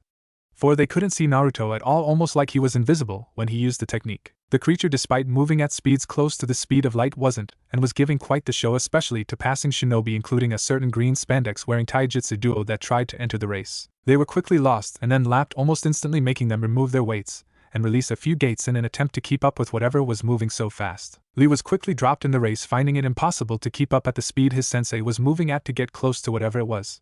He tried to call out to Guy, but even his voice failed him as he lay face down on the ground. Guy himself wasn't faring much better than Lee. He prided himself on his speed, stamina, and endurance, but at the rate whatever in front of him was traveling, he couldn't keep up. It can't be human, the tiring Jonin thought. He had already been lapped by the creature several times, and he had released his weights a minute ago. He just couldn't keep going like this. Even his chakra was starting to fail him. He finally collapsed after being passed several more times. "I have failed you, my precious Lee Kun. Youth wasn't enough," the man shouted. Strangely, he had crumpled right beside his student, who was also lamenting his failure loudly. It took several more minutes for Naruto to come to a stop, but just as he did, he was tackled from behind, sending him flying forwardly awkwardly as he tried to gather himself. Before he could, though, he was slammed into again and knocked across the ground in a different direction. This happened several more times as he felt clawed scratches and bite marks pierce his skin. And they were getting close to vital areas like his neck and groin. Changing tactics, used his hands to spring up from the ground. This forced the creature to leap at him, which also slowed it down. Quickly forming the tiger hand seal, Naruto created a Mizu Bunshin to take the attack for him, and then quickly flashed the boar hand seal to appear on the other side of the clearing. When the beast killed the water clone, it landed on the now wet ground facing Naruto. Now that they were both standing still, Naruto was able to get a good look at the animal. He'd never seen anything like it, though. It was a little taller at the shoulder than even the biggest of the Inuzuka dogs he had seen, but it was really thin, with a golden spotted coat, short muzzle, elongated back, short but deadly-looking canine teeth, deep chest, narrow waist, and a long, heavy-looking tail. Naruto had seen when it attacked that the tail was used like some sort of rudder at times when it needed to turn sharply. In short, it was a beautiful, tall, thin cat. "What are you?" Naruto asked out loud. He did not know why he said that out loud. He certainly didn't expect it to answer him. "I am what humans used to call a cheetah," the cat answered. "A cheetah? Are you a summon animal?" Naruto asked. "Yes, but how did you know?" It replied. "Well, this village is sort of famous for bloodlines and its many summon contracts. I've never heard of a cheetah summoning contract, though," Naruto says. "I would be surprised if you had. Then again, I'm surprised you are not jumping around like an idiot because I can talk," the cheetah responds. "Why are you attacking me?" Naruto asked, shrugging off the comment. "I'm not attacking you. I am testing you to see if you are worthy enough to become the first summoner of my clan," the cat says. That was interesting. He would be the first to have this new contract, and no one knew about it. It was perfect, too perfect. "Why are you testing me?" "I'm sure there are other much stronger ninja out there that would suit your clan," Naruto asks. "Perhaps, but you are the first I have come across that fits the main requirement the chief told me to find in a summoner," it replies. "That is," Naruto asks, "to be faster than the speed of light." "You are the first I have found that can outrun me at top speed," the cat answers. "Well, did I pass?" Naruto asks. "You did," the cheetah answers. "Now what?" Naruto asks. In response, the creature relaxed its stance and started hacking like it was trying to cough up a fur ball or something. It was kind of disgusting. When it finally coughed up a large scroll, Naruto really didn't want to go near it, but reluctantly walked over as the summons used its paw to unravel the large roll of parchment. "Prick your finger to gather some blood and then use it to write your name on the first line," it directed. Naruto did as told, using a kunai to puncture 3 fingers on his right hand. "Now prick your hand and gather blood so you can form a handprint, and then place it next to your signature," the cheetah says. Naruto does as the summons says. When he's done, he looks at the scroll and taken in that he is indeed the first one to have the contract. "Is that it?" Naruto asked. "That's it. I'm glad I found you, Uzumaki-san. It took a long time before I found you and I am ready to go back home," the cat remarks. "Wait, how do I summon you guys?" Naruto asks. "To summon us, prick the hand you used to sign the contract again to create an offer of blood, then do the hand seals boar dog bird monkey ram to mold your chakra correctly, and finally place the hand you used to sign the contract on the area you wish to summon us. The amount of chakra you use will determine the power of the summon," the cheetah informs him. "How do I summon you?" Naruto asked. "I can't tell you that, Uzumaki-san, as you are our first summoner. We will be learning as much as you do about the process. I suggest start off using a low amount of chakra and then gradually build up until you summon me. I warn you though that some of my kind can be skittish and might run away or attack before you can talk to them," it tells him. "Thank you for explaining that to me and the warning," Naruto replies. "It's fine. Do you need anything else?" the cheetah summons asks. No, but can you tell me your name before you leave? Naruto asks. The cheetah looks at Naruto questioningly for a few seconds and answers. My name is Saburo. I look forward to working with you in the future, Uzumaki-san, the summons says before disappearing. Naruto stood in the clearing for a few moments digesting what just happened to him, when he broke out in broad smile. I have a summoning contract. Naruto says to himself. This was big stuff. As far as he knew, only Jonin or experienced Chunin were able to summon. He had never heard of a genin summoner, although it was possible there were others. He felt like trying it out right away, but remembered he still had his elemental exercise to work on first, not to mention his chakra control exercises, weapon training, taijutsu training, and he wanted to practice the ninjutsu he knew as well before heading home to rest. Looking at his shirt and pants, he could also see he would need to replace or repair those as well. They were riddled with claw marks and teeth holes from where he was scratched and bit. He was just glad Saburo didn't have larger teeth. Deciding to work on his summoning technique later, he got back to work, starting with his taijutsu training. If only he knew a jutsu that could create multiply copies of himself to cut down on the workload. 3 days later, Team 4 stood at their designated training ground ready for instruction. Hayama decided today would be a heavy training day, so no missions. So far they had reviewed the 3 basic chakra control exercises, including battle simulations on trees and water, for an hour. Then they worked more on their elemental manipulation, and after that they all practiced kenjutsu, something that had been neglected of late during team training, but it showed that the kids had worked on it in their own time after practice, as Hayama could see definite improvement. Lastly, he had them review their taijutsu and genjutsu before giving them a break. This time it was Tamaru's choice, and he had a massive sweet tooth, so they went to the dango shop. When they entered, the genin noted Hayama was acting suspiciously, like he didn't want to go in the shop, but upon entering he relaxed. Naruto had the nikudango, which was a type of meatball, and a bowl of anmitsu for dessert. Tamura ordered the Goma-style dango with a side order of chichi dango. Fuki had the Hanami-style dango and a bowl of anmitsu, while Hayama had the shidango, or green tea-flavored dango, and a bowl of anmitsu. Now that they were rested and full, Hayama decided to teach them something new. What I am going to show you now is a technique called chakra flow. The chakra flow technique refers to both the flowing of chakra through an object as well as any technique that increases the potency of a weapon by flowing chakra through it. There are some techniques that use chakra flow to enhance the body as well, but that is very advanced stuff that you shouldn't try until you master your element. Now, watch how I use the chakra flow technique to enhance the sharpness and piercing ability of this kunai, Hayama says. The 3 genin watch as Hayama takes out a kunai and pushes his chakra through it, converting it into wind nature. Each genin noted there was a noticeable hum coming from the technique as it enveloped the kunai.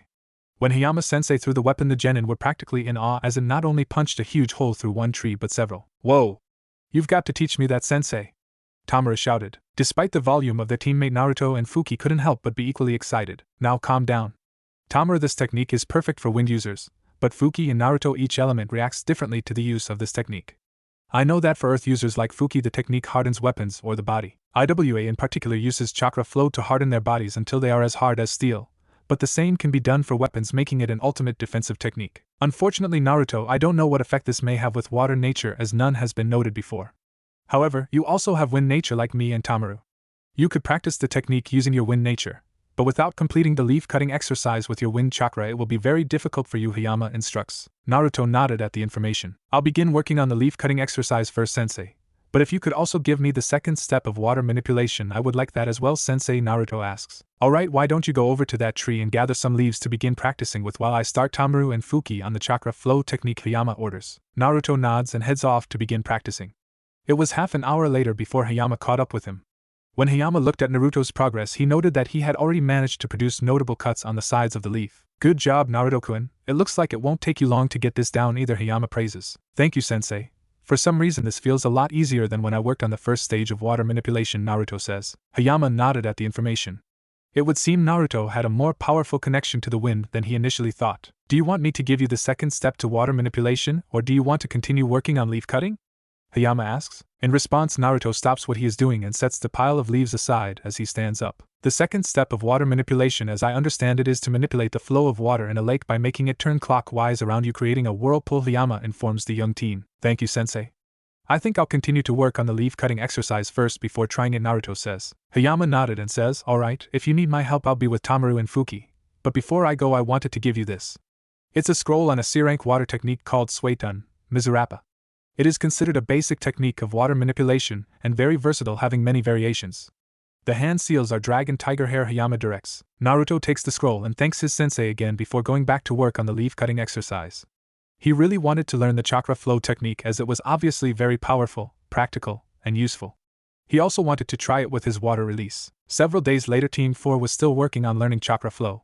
Naruto had gotten the hang of the leaf-cutting exercise in record time, finishing it that night after Hayama had released them from training. He showed his sensei the next day and began working with Tamura on using his wind nature to enhance the piercing and cutting power of a kunai.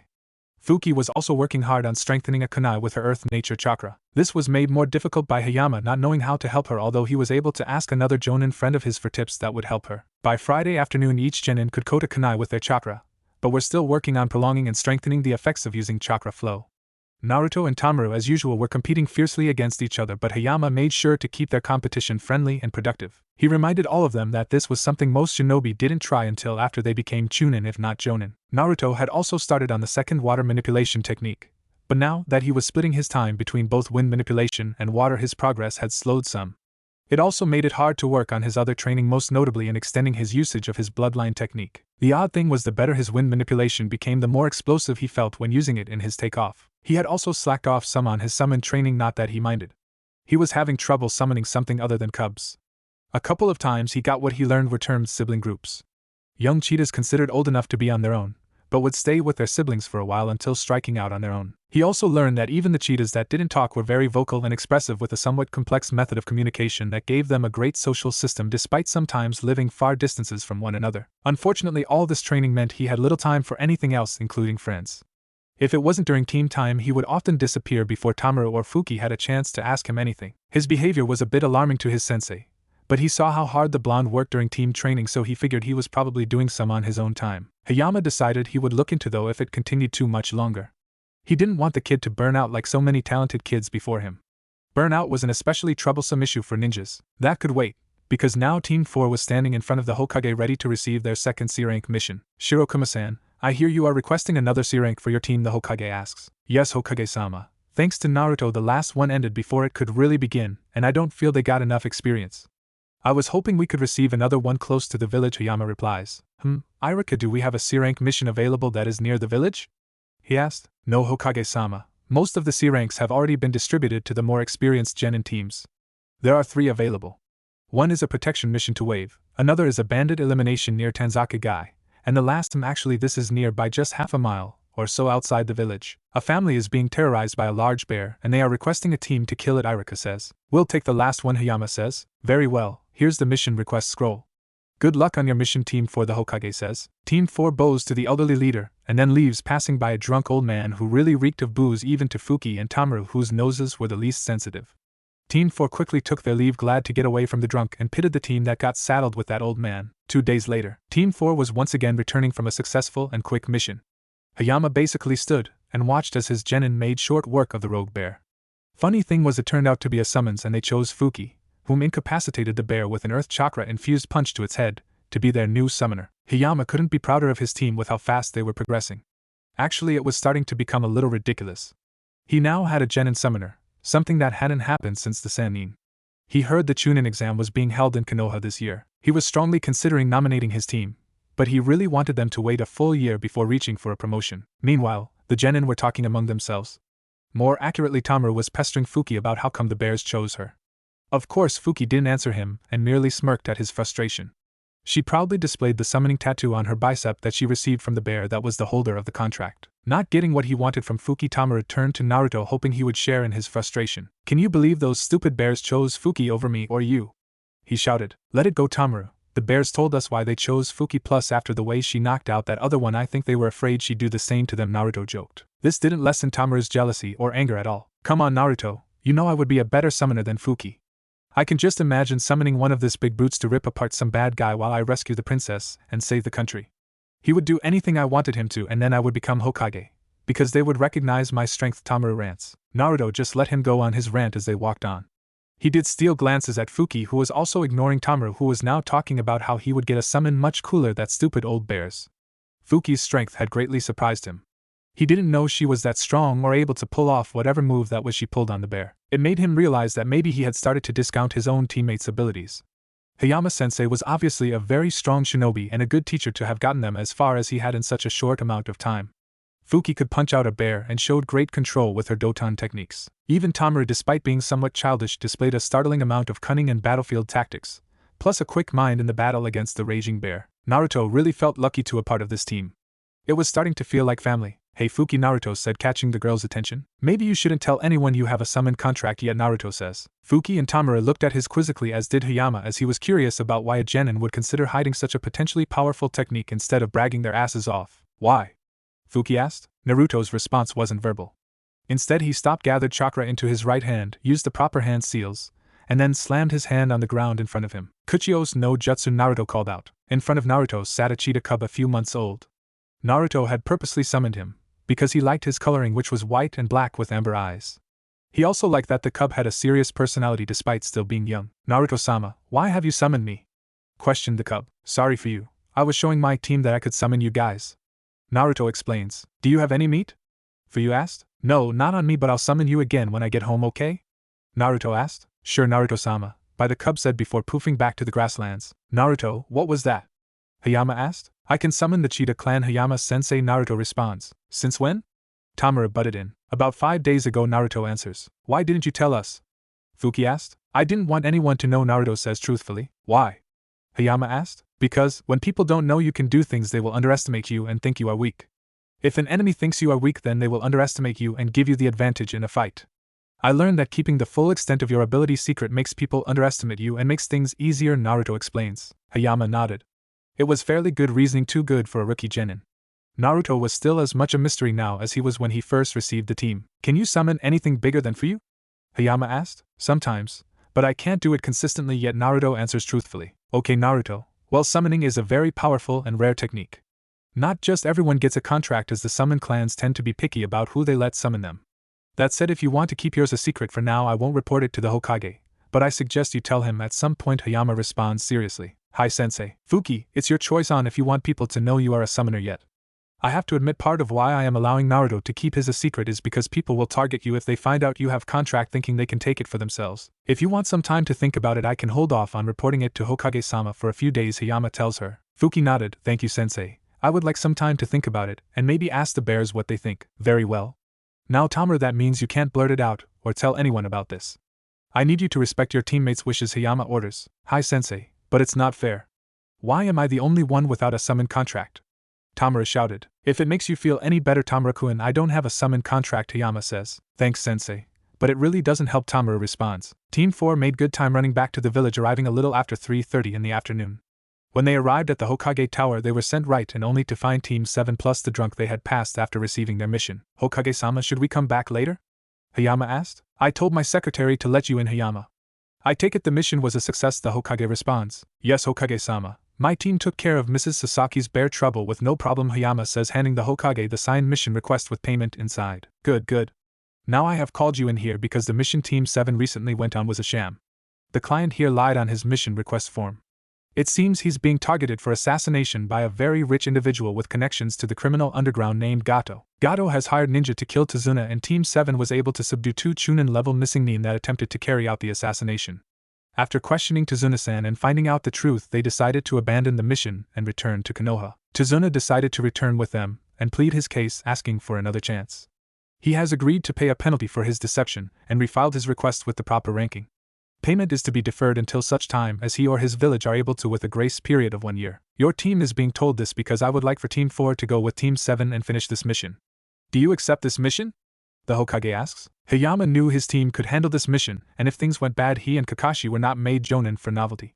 Kakashi was perhaps the strongest ninja currently in the village when he was serious, and it sounded as if his team wasn't bad either. Just to be sure though, he looked at each member of his squad to see their reaction, and was pleased to see they looked eager and ready to go despite just coming back from a mission. Team 4 accepts the mission assignment, Hokage-sama, Hayama replies. Very well, then due to your team's recent return from a mission, I am sure Tazuna-san won't object if you all begin bright and early tomorrow after you have better prepared yourselves, the Hokage says. Tazuna wisely shook his head and said thank you to the Hokage. Then I will allow Hataki-san and Shirakumo-san to discuss the details among themselves. You are dismissed. Kakashi, Hayama, stay for a moment, would you, the Hokage directs. The genin of Team 4 and 7 left the office with the client, whom Team 4 could tell had sobered up some since they first saw him. When the genin and Tazuna left, the Hokage turned to the 2 jonin. The Hokage snapped his finger and 3 ANBU members dropped down to the ground. A boar, bird, and cat-masked ANBU all dropped down in front of the Hokage. Kakashi, Hayama, I will be sending these 3 to shadow your teams during this mission. I am sure that by now Gato has learned of the failure to kill Tazuna-san. He will most likely up his attempts to kill him, and thus the danger of this mission is unknown. They will not interfere or reveal themselves unless your teams encounter trouble that they or you cannot handle. They are also running independently of your mission as they have their own orders. You are not to interact with them or make your teams aware of them unless they choose to show themselves. Is that understood? The Hokage asks. Yes, Hokage-sama, both men respond. Good, you are dismissed. Both Jonin leave the office immediately through different means. Your mission is to shadow and observe. When you return, I want a detailed report on your analysis of the genin, especially Uzumaki Naruto. You are not to interfere unless Naruto or the Uchiha are near death. Do you understand your mission? The three ANBU nodded before leaving to prepare. The Hokage sat in his chair thinking over recent events. Team 4's growth was alarming considering how average their reports coming out of the academy were. Then there was the incident 5 days ago. He was still fielding inquiries into what exactly Guy was chasing around. The civilians were convinced the Yellow Flash had returned. And Guy had put his team on leave as he conducted his own search for whatever it was that managed to escape him. The Hokage knew that whatever happened involved Naruto. It had to, but that lead to some troublesome questions. The only thing he knew was he needed answers. Just what have you been doing, Naruto-kun? Team 4 and 7 were up and ready to go an hour after dawn. Their client took a little longer to rouse, but thankfully he no longer smelled like a brewery. When they were all at the gate, Hatake, whom decided he should be the official leader of the mission, said they should all introduce themselves. Team 4 looked at the man as if he was an idiot, as did Kiba and Sakura. He quickly explained it has been some time since the academy, and that even if they knew everyone, he and Hayama didn't. The genin nodded at this explanation and decided to get it over with. Alright, I'll go first. My name is Uzumaki Naruto, age 12, and I don't have a focus yet, but I guess my strength lies in my speed and stealth ability. Naruto starts off. Good, but what about your likes, dislikes, goals, or dream for the future? Hatake asks. Why would that matter to the mission? Naruto asks. The rest of Team 4, Hayama, and Tazuna were interested in the answer to this as well. Naruto had given a solid introduction, and they did need to get to Wave as fast as possible now that they took the day to rest. The client had already conveyed his worry for his family he left behind. I guess it doesn't, but could you just go with it? Hatake asked. Kakashi, I know I agreed on you being the leader, but we are pressed for time. Naruto's introduction was good enough until we can get the client home and assess the situation. Hayama interferes. Fine, how about you go next, Sakura? Kakashi offers. Okay, I'm Haruno Sakura, age 12, and I guess my strength is my mind? Sakura said questioningly. Team 4 raised their eyebrows a bit at the seemingly awkward ending to her introduction. It was like the girl hadn't trained enough to know what she was good at. But they kept going. My name is Inuzuka Kiba, age 12, this is my partner Akamaru, he's a puppy, and I work with Akamaru to tear through my enemies, Kiba loudly bragged. Of course this got Tamaru going, ready to join in and boast about his strength. My name is Minakura Tamaru, age 12, my strength lies in ninjutsu, he shouted. Team 4 mentally shrugged, expecting nothing less of their friend and teammate. Team 7 and Tazuna were giving him weird looks though, as if he was an idiot, which he wasn't. Honest. Sasuke, why don't you go last and let Kakashi starts? Sai, my name is Fuki, age 12, I'm strong, was her simple introduction. This got even Sasuke to raise an eyebrow. He remembered Fuki as one of his fangirls, but she seemed to have changed. That was good in his books, because he didn't need another Sakura on this mission. Meanwhile, Sakura and Kiba were trying to figure out what happened to the girl, as she seemed nothing like they remembered. I guess it's my turn. My name is Uchiha Sasuke, age 12, I'm strong in ninjutsu and taijutsu, Sasuke answers. My name is Shirakumo Hayama, age 39, my strength lies in kenjutsu and ninjutsu, Hayama says. My name is Hatake Kakashi, age 26, my strengths are ninjutsu, taijutsu, and genjutsu. I will be leading this mission, so I hope we can all work well together and get along, Kakashi says. Great, well, I'm Tazuna, age 59, I'm a bridge builder. Now that your kindergarten-style introductions are over, I'd like to get home before that money-hungry midget kills my precious daughter and grandson, Tazuna interrupts. Tazuna-san does have a point, but first, have you all packed at least 2 weeks' worth of supplies? Kakashi asks. Both teams nod. Alright, if you aren't sure though, speak up, because once we leave the village you won't have much opportunity to resupply, Kakashi warns. When no one said anything, they all began to head out towards Wave. After a couple of hours passed, Hamaki posed Kakashi a question. Kakashi-san, are we close to where your team was ambushed? Hayama asked. Kakashi looked around the area nonchalantly before replying. Hard to tell. While Hayama was trying to pry information from the annoyingly aloof Kakashi, the genin were also talking. Hey Kiba, how's it going? Tamaru asked. Alright, I guess, Kiba responds. Oh, you guys go on any exciting missions yet? Tamaru asked. Nah, not really. This is our first C-rank, Kiba admits. Oh, was the simple response. Well, I heard from Hayama-sensei that Kakashi was really strong. I bet you guys are doing some insane training, right? Tamaru asked. Of course, Team 7's the strongest team there is, Kiba boasted. No way, Hayama-sensei has also put us through some intense training. Team 4 is the strongest team, Tamaru shouted. Get real, Tamaru. None of you are a match for me and Akamaru. Kiba shouted back. I'll beat you anytime, anywhere, bring it. Tamaru replied. Before it could get any further, the two Jonin had to separate the boys before it got any further. More like Hayama grabbed Tamaru and cooled him down while Kakashi just went back to reading his book. Boys, can you believe those two getting so worked up over something like that? Especially when it's obvious none of them compared to Sasuke-kun, right Fuki? Sakura asked. Fuki, what's wrong? Don't you agree with me? Don't you like Sasuke? Sakura asked. Come on Fuki, stop playing around and tell me you agree Sasuke-kun's the best, Sakura urged. Can you hear me? Sakura asked. At this point Sakura still didn't get the hint, but Fuki was saved when Sasuke sneezed and the pinkette went to see if he was okay. Unfortunately for Fuki, she returned. Meanwhile, the last two members of both squads just ignored the other and the other two boys' antics. It would take another day before they reached the shore where a boat was waiting for both teams. I'm sorry, but there is only enough room in the boat for me to carry one team across, the boatman said. That's okay. My team and I will go ahead and scout the area for enemies, Hayama says. Alright, but please do so silently. I don't need Gato finding out that I'm helping you guys, the boat owner warns. Calm down Kaji, no one actively watches the waterways anymore. Gato and his men are too busy looting the village to notice us, Tazuna says. Shirokuma-san, if you have the time, please place some traps along the route we will be traveling to the town, Kakashi orders. Hayama nods and, not waiting for anything more, take off across the water using the water surface walking practice skill. Although Kakashi and the trailing ANBU made note that Naruto was actually gliding or skating across the water so fast that he had left his team and sensei behind as they ran to catch up, Naruto would often note during water surface walking practice training that being a water element user did have its advantages. Team 4 and the two citizens of Wave just stood in shock. Those kids and their senseis just walked on water like it was land. The boat owner Kaji noted they were also very silent when doing so, making hardly a ripple on the surface of the water. The two civilians then turned to Team 4. Can your group do that, or are they special? Kaji asked. It's a standard ninja practice. But I am surprised the genin know it so soon, Kakashi notes. Oh, was the reply. We should get going as well, Kakashi says, getting everyone moving. Sasuke and Kiba both noted the skill Team 4 used. Despite coming from ninja families, neither had seen the water surface walking practice used before. So far, being a ninja had been slightly disappointing. Kakashi was holding off on showing or teaching anything he deemed too advanced for fresh out of the academy genin. Yet here was Team 4, a team of nobodies, already using something useful and cool that they had no clue about. For not the first time, Sasuke questioned if he had the right teacher.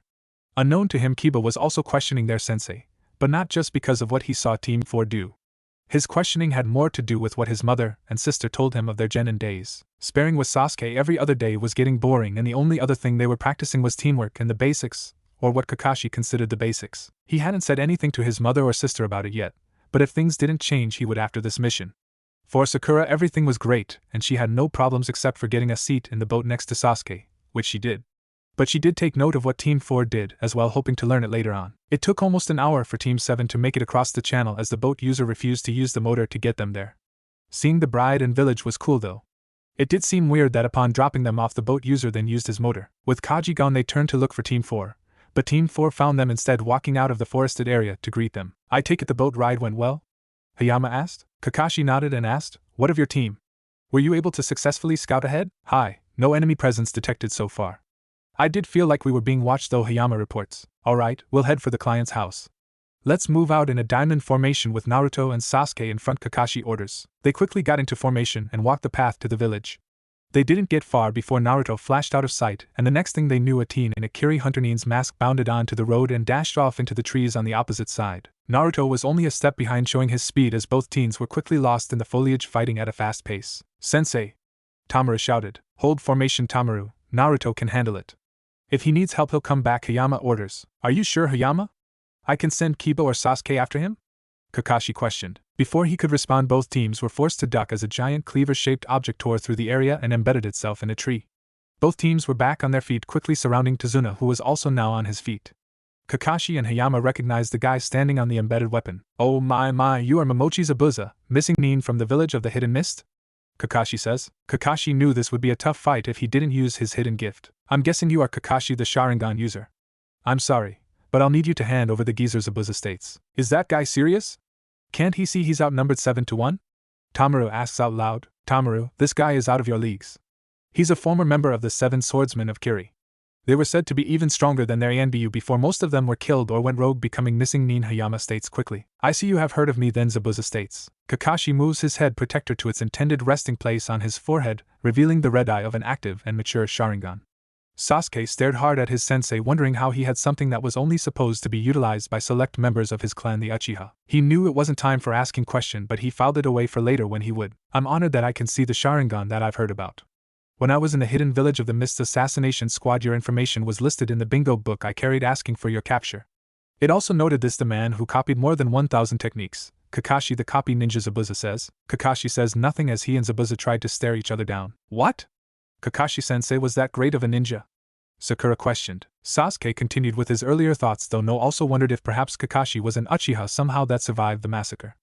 Kiba just wondered if the man was so strong why he hadn't shown them anything yet. Let's cut the chit-chat here.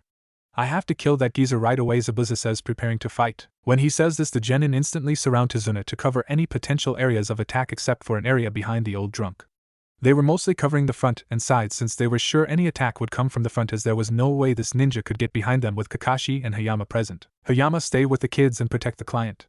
I'll handle Zabuza, Kakashi states confidently. Hayama nods and stands in a ready position a little ahead of the genin. It seems I'll have to defeat you first, Kakashi, Zabuza says. Zabuza quickly shuns from his place on the branch, his sword now sheathed on his back and is now seen on the water. The genin lost sight of him and appeared confused until Sakura noted his new position to the rest, not that they really needed her to since he was now directly in front of them. Hayama and Kakashi noted the buildup of chakra by Zabuza, with Kakashi noting it was water chakra as mist began to cloud their visibility. Just before it did, Zabuza calmly called out the name of the jutsu he was using, Kirigakyu no Jutsu, hiding in mist technique. He seemingly vanishes as the fog covers everything, hiding him from sight even from Kakashi's active Sharingan. All Kakashi could see was the vast amount of water chakra circulating the area. Kakashi warns the genin, telling them more about Zabuza and the technique he was using, although Hayama noted it was in perhaps the worst way possible as they all tensed up anticipating an attack. The mist is getting thicker, Tamura noted. He didn't like not being able to see, and he could barely make out the faces of those beside him, let alone the approaching enemy. The country of the wave is surrounded by ocean, so a mist often emerges, Tazuna added. It felt like forever when they heard 8 points. The larynx, spine, lungs, liver, jugular vein, kidney, collarbone, and heart. Now which vital point do you want to get struck at? Zabuza calls out from the mist. Kakashi, whom was hidden from view of the genin, quickly flared his chakra to dispel most of the mist clouding the area, giving a clearer view for everyone. Sasuke in particular feels the weight of Kakashi and Zabuza's chakra suffocating him. It makes him feel like he wants to kill himself to get away from the battle until Kakashi calms him with a vow to protect them all. Some question though if he really meant all of them, and not just Sasuke, the only one he named. I don't know about that, Zabuza responds. The genin are shocked at how he got between them and the client. This is the... He never got to finish as Hayama pierced his gut with his sword. Instead of blood, the water poured out of the wound, identifying it as a water clone.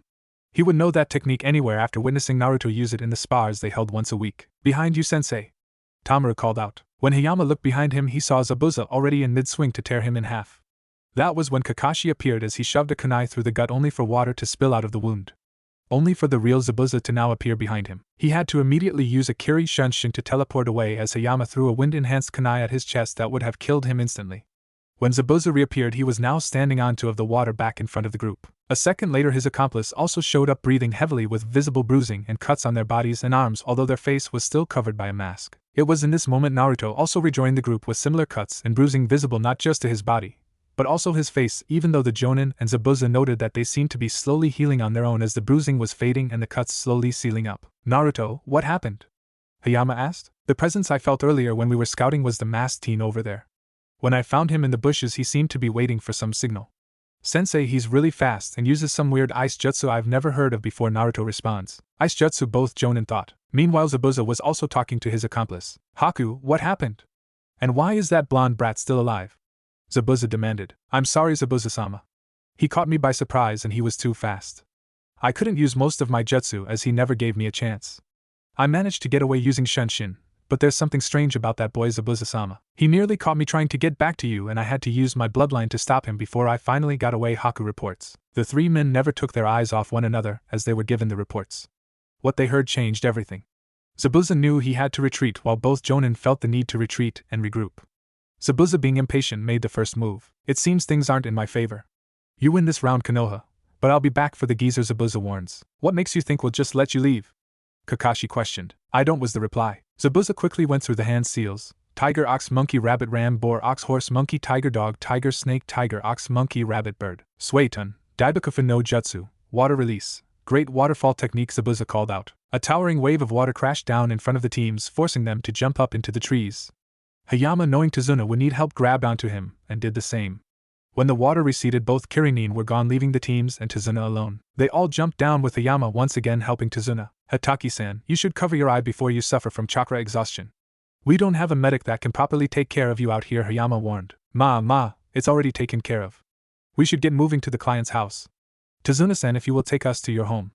We can set up some protections there in case those two come back, Kakashi says. Sure, it's this way, Tazuna says as they follow him. Tazuna's house. Tsunami, Inari, I'm home, the old man called out. He managed to lead the teams to his house without any difficulties.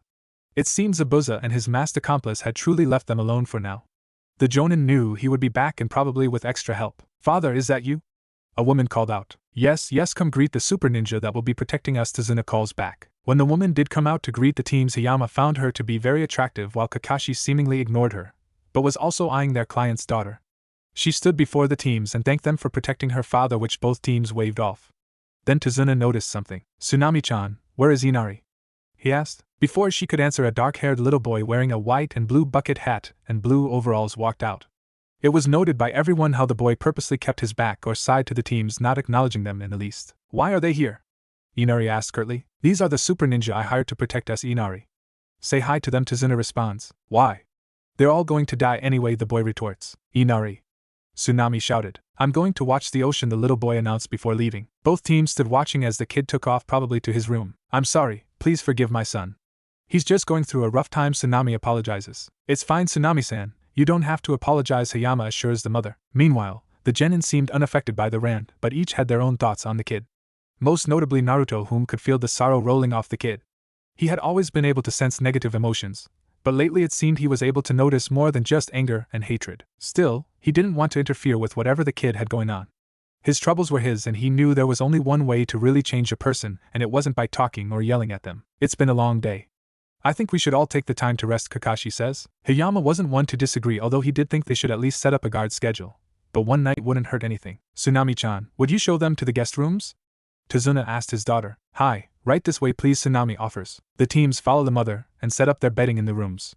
Sakura and Fuki ended up rooming with Tsunami while the boys share a room and the two senseis take the remaining available room. Gato's mansion. Zabuza and Haku were in Gato's office informing him of the change to their mission. So you're telling me after all the money you are expecting me to give you that you need to hire more help to get the job done? The little man asked. Hi, Zabuza answered. Then what the fuck am I paying you for? The business magnate shouted. It was unexpected that they would go back to Konoha and successfully request more ninja after the demon brothers attacked the first team, Zabuza explained. He didn't like failing on a mission. He rarely failed and he would not fail this one, but he'd be stupid if he tried to take on two fully equipped teams with just Haku as backup. If the teams were led by ordinary Jonin it wouldn't be as much of an issue, but he was dealing with Hataki Kakashi the copy nin, and from what he witnessed another very competent Jonin leading the other team. That didn't even get into the kiddies that had proven to be more than he thought they were, especially that blonde one. Haku still couldn't give him an accurate report on the blonde genin's skill. He just kept stating he was really fast and adept at hand-to-hand and standard weapon fighting. Zabuza had noted that one team seemed to at least carry swords, so they must have at least some practice in using them. That would have intrigued him if it didn't screw with his mission and livelihood. Fine, I didn't want to do this, but it seems I have no choice. I need this bridge builder killed and his fucking bridge destroyed along with any hope this backwater village has with it. Gato rants. I have some contacts that can get me in touch with a couple of missing nin around Fire Country. Just give me a little advance to secure their services. Zabuza starts only to be interrupted. No. I also thought this can happen, and as loath as I am to reach out to the villages for help, I made an exception in this case. The bridge builder went to a hidden village while I also contacted a hidden village just in case you couldn't handle it. As a matter of fact, they are here now. I introduce to you. At this point 4 people walk into the room. 3 males, one with his head wrapped in bandages save for his left eye, another with spiky dark hair and dark eyes and a beige shirt with the kanji for death going down the middle, and the last was a dark-skinned, dark-eyed kid with 6 arms. The lone female of the group seemed normal and very cute to both males. Gato thought he could have some other user for her if things fell the right way. Dosa Gato points to the bandaged male. Zaku, he says, pointing to the other male genin. Kin, he points to the female, and their leader for this mission, Kidamaru. I was assured that he was one of the best Otogekure had to offer and that this was their top team. They will be working with you to finish the job, and since I had to pay a village for an official squad and the money spent is already gone unable to be recovered, their pay will be taken out of what I owe you plus half of any bounty those ninja have on their heads, Gato informs the now angered Zabuza. That's not the deal we struck. Zabuza shouted. This is the deal we have now. Things change, Zabuza-chan. You can either accept it or get out, but don't think I won't be making a call to some of your old friends and let them know what you've been up to recently and of course where you are staying, the little weasel threatens. You're playing a dangerous game, Gato, don't forget who I am. I could kill all 4 of these shit stains without breaking a sweat. I've heard of Otogekure. They are a newly made village and a particularly bloodthirsty one. I thought about joining up myself, but then I heard about what happens to most of the ninja that serve under their leader. I like my body just the way it is. I don't need some freak operating on me to give me power unlike these weaklings. I wouldn't think of double-crossing them either, Gato, because I heard their leader is particularly vicious and vindictive to those that do. I'm sure he would love to operate on you and your minions, and if you think about double-crossing me or not giving me what you owe me, then I'll make what he'll do to you feel like a day in the park. Understood, Zabuza warned. He leveled some killing intent on the midget, causing him to wet his pants before leaving with Haku after a brief stare down with the Oto team. When he finally left, Gato spoke to the Otonin about what he expected of them. You know your mission. I hope you're better at it than that oaf. I also hope you are prepared to carry out the second part of your mission, because after what he just pulled I don't want Zabuza or his friend making it off that bridge in one piece, he ordered. Understood. We'll make our move by the end of the week, the leader assured. Fine. But don't fail me or else I'll ruin the reputation of your village and you'll never get another client again. Gato threatened. The Oto team then took their leave, having enough of the fat little man. When they left, the shipping tycoon turned to his 2 subordinates and nodded at them. They had their own jobs to prepare for. If those Otonin thought he was just going to pay them without any means to recoup all the money he spent and then some, they were chumps, and chumps were meant to be taken advantage of. There were 2 reasons behind why he contracted ninja for the new village that just popped up. The first was he heard of their reputation and dealings. They were possibly more crooked and evil than he ever could be. There was nothing this village wouldn't do, including experiment on and torturing their own people. The second reason was what made them ideal for what he needed. They were a new village with no friends. Even the people that hired them were wary of the new village, and their leader rumored to be a legendary missing nin with little regard for his subordinates. He was sure the man wouldn't care if he lost a few ninja, and more to the point, he was sure Konoha would pay for some of the information he had gathered on the man. If worse came to worse, he had a bargaining chip to get him out of trouble should the Oto team and Zabuza fail him, after he sent every last one of his thugs to kill them and buy him some time. Their life wasn't important anyway, and no one would miss them. He was the one that mattered, and he had too much planned to die in this backwater shithole that no one had ever heard of before he arrived. After all, he had money and power, enough to buy his own country. That was all that mattered in this world, money and power. Both teams had awakened early to get started on the day. Tazuna wanted to get to the bridge in a few hours, but the Jonin figured they could get their team started and then leave them to fend for themselves while they guarded the bridge builder. Now they were in a small clearing staring at some trees. We're going to begin training you cute little Jonins so that you survive the upcoming battle with Zabuza and his apprentice. They may have extra help along, and you may need to handle them on your own, Kakashi states. Sweet. You're finally going to train us and give us some cool technique. Kiba shouted. Calm down, Kiba. I will not be showing you any jutsu quite yet. We have no idea when Zabuza might show up, so any training you do will have to be something you can learn fast and without burning through all of you, Chakra, Kakashi states. This had the effect of dampening all the Jonin spirits, knowing they wouldn't be learning anything cool. Then what are we going to learn, sensei? Sakura asked. I'm glad you asked, Sakura-chan. I will be teaching you how to climb trees, Kakashi states. This also got the effect he was looking for, as the Jonin gave him questioning stares, none more so than Team 4. But we already know how to climb trees, Tamura responds. I don't mean the way you Jonin normally climb trees. I mean like this. Kakashi proceeds to walk up the tree in front of him without the use of hands to demonstrate what he meant. That's exactly what I meant. We already know this exercise. Hayama-sensei showed us this the first week we became a team. Shouted at the man. Oh, was all Kakashi could say. The Jonin of Team 7 that had been looking at their sensei with awe were now back to giving him sour looks, as they didn't like that another team was getting training they weren't. Mainly Sasuke, because he needed that level of training. Kakashi hadn't shown him anything, even if he did work more with him than his other 2 teammates on the basics. He didn't need that. He needed what Team 4 seemed to be getting. This led to all of the Jonins of Team 7 wondering what the other teams were learning, and if they had been left behind and just didn't know it. Hataki-san, I think your team should work on this while I give my team another exercise to work on, Hayama says. Kakashi just shrugged and started to read his book, which made Hayama curious. How long could it take to read a single book? He has the Sharingan, he could memorize the whole thing in a minute and then relive the scenes in his mind. From what I know of that cursed Dojutsu's power, he's been reading that thing since we left the village, and I've only seen him turn a few pages? Hayama questioned. Team 4, follow me, Hayama calls out. Naruto, Tamaru, and Fuki followed as Team 7 watched them leave the clearing. Sasuke wanted to follow them to see what they were doing, but Kakashi threw a kunai in his path and told his team to start climbing while marking their progress with the kunai. Sasuke frowned at this, but decided to do the training. He could always make Team 4 tell him what they did later. Meanwhile, Team 4 stood in another clearing a short distance away from Team 7, but the trees and bushes concealed them from the other Jonin. Hayama had them sit in a circle Indian style before he described the exercise to them. What I will be showing you 3 is a new chakra control practice. You all have surpassed my expectations on how well you did with the first 3 control practices. Now I am going to teach you how to control your chakra through meditation. Hayama starts. Meditation?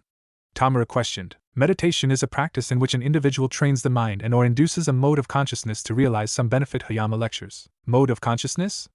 Naruto asks. I'm not really up on the technical aspects of it, Naruto, but I think I remember it being circumstances that change the relationship between the mind and the world, producing what are known as altered states of consciousness or mind. Hayama answers. Naruto nods at this, but Tamura now has another question. How will that help us learn to control our chakra?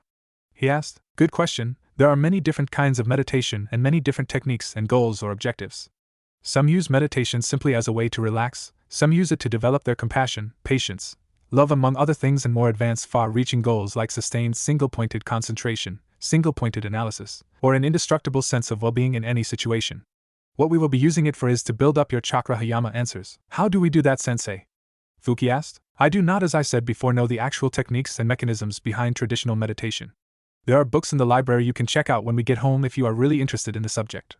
For our purposes, though, I want you all to sit with your legs crossed, Hayama instructs. Hayama also sat as they did and crossed his legs as they followed. Now place your hands palms down on your knees so that your entire body is connected and rooted to the earth. Hayama further instructs them. The kids followed in his movements. Now the tricky part of meditation is that it requires you to sit still and open your mind. To help in this, some focus on an object, others chant, and many other ways. I can't give you an object to focus, so we're going to have to use visualization. I imagine this will be harder for you, Tamura, as you won't be able to talk, and it is unknown how long it will take before you can accomplish this step. It takes longer for some than others, but if you find yourself getting frustrated, just calm down, take a few deep breaths, and keep trying. When each of you are ready, close your eyes, take deep relaxing breaths, picture your chakra, think about the times you have used your chakra and recall that sensation. When you feel your chakra, picture it moving throughout your body. First move it to the base of your spine, then slowly move it through your legs, your feet, and then each of your toes. When you can feel your chakra cover the entirety of your lower body, then try sustaining that feeling, and then move it up through your body. Feel the chakra as it moves up your chest, through your arms, your hands, your individual fingers, then back up through your neck, your chin, your mouth, your nose, your eyes, your ears, your eyebrows, your temple, brain, and even your hair. Once you have accomplished that, sustain that feeling, and then move the chakra back down through your body and then up again and back down, up and down. Just keep it moving up and down your body. I'll monitor you as you do this and let you know when it's time to stop, Hayama tells them. As he stands up, he notes that all of them, even Tamura, had already seemed to move into a light trance.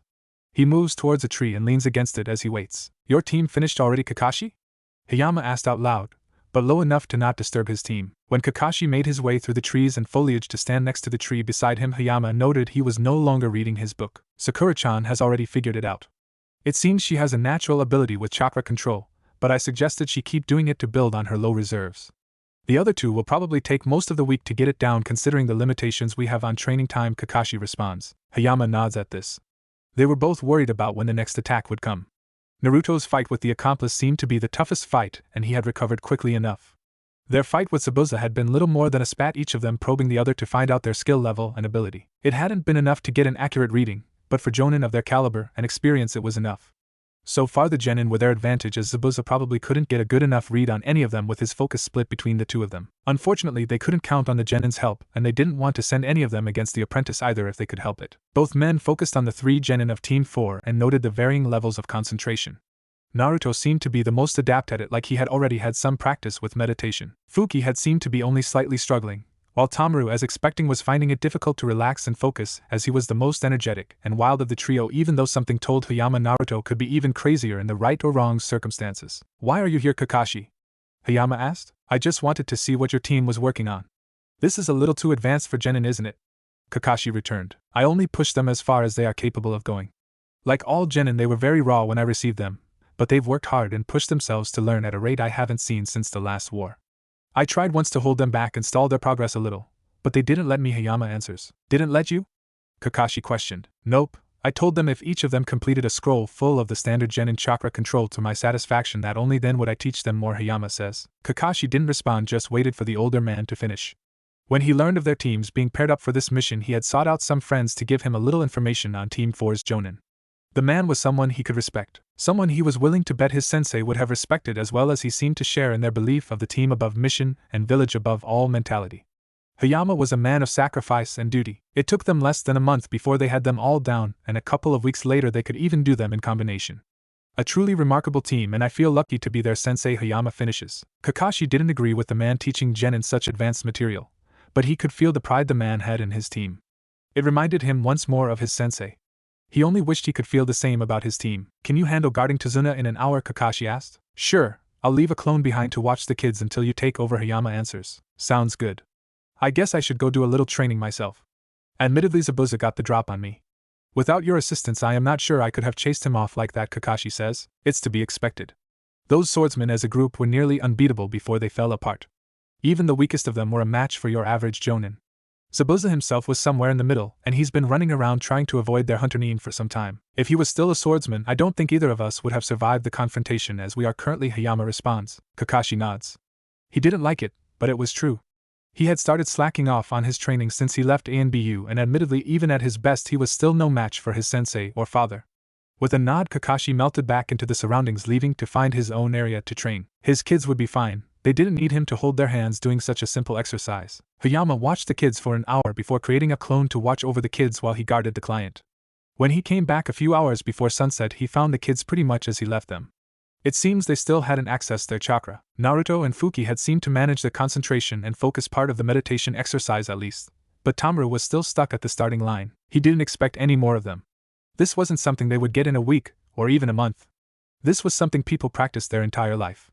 This was an exercise that could never truly be mastered, because just when you got one aspect of it, there was another for you to learn and keep the process going. Even if one did get the most they could out of the chakra building aspect of it. Most found meditating to be a worthwhile practice and continued training in the other applications of it. But for now it had served his purpose, so he alerted his team and had them spend the last of the daylight hours doing their normal practices, focusing a little more on their kenjutsu. The next day it was spent in the same way, with the genin of both teams training in their respective chakra control exercise, and with Team 4 finishing up early to work on what they normally practice on. So far the enemy hadn't been spotted and everything in the town was normal so far. The only real drama that took place was with the client's grandson. Apparently the little boy had become convinced that Gato was some invincible supervillain that couldn't be beat by anyone or anything. He had even gone off on a verbal tirade about how his life was so much worse than all of theirs and how they should but out of other people's problem. The only ones to react were Tamaru and Kiba. With Tamaru shouting at how they were there to help and pointing out a little crudely that Gato wasn't invincible like the kid believed.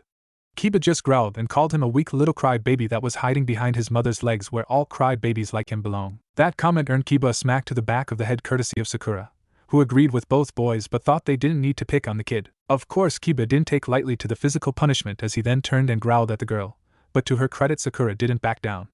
The rest of them just watched the tirade and then retreat of the little boy who ran upstairs, but only after Tazuna had started to tell them of the boy's stepfather. Tsunami didn't take kindly to the genin's verbal abuse of her son or her father bringing up old wounds and went after her son to console him. After they left, Tazuna finished telling them about Kaiza and his role in Inari's life. The genin were naturally shocked at the brutality Gato publicly displayed and felt sorry for the boy, but that didn't excuse his behavior. If anything, to Tamaru and Kiba they felt Inari and the citizens of Wave had spat on the man's grave with their subsequent show of cowardice. Still, some of them tried to put themselves in the kid's position and understood a little of how he felt. The two Jonin weren't moved either way by the story. They had heard, seen, and done worse. They did like the bit of extra fire they could see in their genin's eye after the story was finished. The genin even wanted to go out and practice more, but the two Jonin managed to get them to save it for the next day. After they all left, Kakashi went and had a chat with Inari. The next couple of days passed relatively quietly. Team 7 had managed to complete the tree walking exercise by the end of the 4th day. But Team 4 still hadn't made much progress with their meditation. They had all managed to at least get the first step down, even Tamaru. The Jonin knew the enemy was watching them on the 4th day. That gave them the feeling that the time for training was over and the fight for survival would soon be on. On the 5th day, the teams decided to split up. One would watch the client's daughter and grandchild at the house while the other went with Tazuna to the bridge. It was a short time after Team 7 left that two of Gato's thugs showed up on the docks outside the house. They walked up towards the house like they owned the place with no fear and were quickly met by Team 4 before they could get close to the house. "Who are you?" the shorter thug shouted. "We are a team of ninja hired to protect the bridge builder and his family. Now why don't you tell us who you are, friend, or perhaps you would rather just go back the way you came and forget about this house and its occupants?" Hayama responds. "You ninja are all alike, believing you're so tough that nothing can touch you. We'll show you exactly why you shouldn't underestimate a samurai," shouted the taller tattooed thug. Both men drew their sword to cut down Team 4's leader so quick that the genin didn't even see them move the sword as they flicked the blood off their blades, while Tamaru and Fuki didn't. They would have to move far faster than that to evade Naruto's eyes, as they had become accustomed to such movement during his training. "You kiddies are next," proclaimed Waraji, hungry for their blood. "I don't think so," Hayama remarks from behind the pair. Before they could even turn to look behind them, Hayama drilled 2 kunai into the back of their skulls. They fell to the ground with a heavy thud as blood poured from eyes, nose, and mouth, creating twin red pools where their heads lay. This was the first time the genin of Team 4 had seen a person die like that. It hit them each in a different way, but the hardest hit was Tamaru. Being from a civilian family, they had little experience with ninja. Tamaru was actually the first in the family to ever want to be a ninja, although he had some uncles that had been to the academy and flunked out. His graduation and acceptance onto Team 4 was a great surprise to his family, as they believed he would wash out like the others had previously. For Tamaru, his time on Team 4 had been a dream come true, and he had learned so much from his sensei and teammates. He was proud when he went home every day and practiced what he could in his family's backyard with his little brother and sisters watching him and at times tried to imitate him. Seeing someone being killed in front of him, though, was something he couldn't prepare for. Hayama took note of each genin's reaction. He would calm them down later, but now they didn't have time. If these two showed up at the house for whatever reason, then Team 7 was in trouble, and they needed to link back up with them immediately. Hayama had Naruto, who seemed to be the least affected, go and retrieve Tsunami and Inari. When the mother and son came out, the body and blood was gone with no trace of the scene visible save for the still slightly shaking Tamaru. He ordered them to go hide somewhere in the village, cause Gato was sending thugs to the house to harm them. The mother quickly agreed and ran off with the child. With them gone, Team 4 hurried through the woods to meet up with Team 7. They had just made it past the remains of a boar that the wannabe samurai had cut up when they were stopped by a new foe. A blast of wind hit the ground, kicking up debris, rock, and dirt to block their vision. The team waited for the next attack when Saban started peppering them from beyond the dirt cloud. Having enough of the attacks, Hayama stepped in and used a futon de tapa strong enough to blow away the Saban dust cloud and a couple of trees in front of his team. This also stripped the enemy of their hiding place, causing them to fall to the ground, but they recovered enough to fall on their feet. Hee, nice jutsu, called the guy who seemed to be the leader. The genin were shocked by the older teen's appearance. It wasn't his dark skin or the weird village insignia on his head protector. It was the 6 arms protruding from his torso. The mummy-looking genin in front of him was also weird, but not freaky like his team's leader, and the other two appeared to be normal save from the aggression they were throwing at them. "You're working for Gato?" Hayama questioned. "He hired our team. The fat pig was too cheap to hire anything above a genin team and a single Jonin, but we're more than enough to deal with a weak, pathetic team of tree huggers like yours," the 6-armed teen boasted. "Tough talk from a weak boy from a weak village. I've never even heard of you guys before. I bet you don't even qualify as a real village," Hayama taunts back. "Heh, weak huh? My name is Kadamaru of the East Gate, and this is Dosu, Zaku, and Kin. You three should go play with those other genins. I'll deal with the Jonin," Kadamaru ordered. "Ha, these punks don't stand a chance against us," boasted Zaku. "Oh yeah, I'll take you out with one jutsu, stupid," Tamaru shouted back. "Why, you little," Zaku started to get angry. "Calm down, Zaku, don't fall for such a cheap ploy. Come on, let's get out of here so Kadamaru can deal with their leader," Dosu commands. Zaku and Kin nod before the three took off into the trees. Team 4 looked towards Hayama for orders and he gave them the go-ahead. When the genin were gone, Hayama and Kadamaru got started. "What's your name, Leaf Nin?" the Odo teen asked. "Shirakumo Hayama. I don't have time for this because if you're here it means my comrades are in danger. Let's make this quick, shall we?" Hayama responds. "Fine by me. I have better things to do as well," Kadamaru taunts. "Nenkin no Yoroi. Armor of sticky gold," Kadamaru called out. Hayama watched as a yellow gold type substance started to cover the team, forming some type of armor. Deciding to see what the jutsu did, Hayama fired off another great breakthrough, but the jutsu didn't seem to have much success. "My armor blocks chakra-based attacks.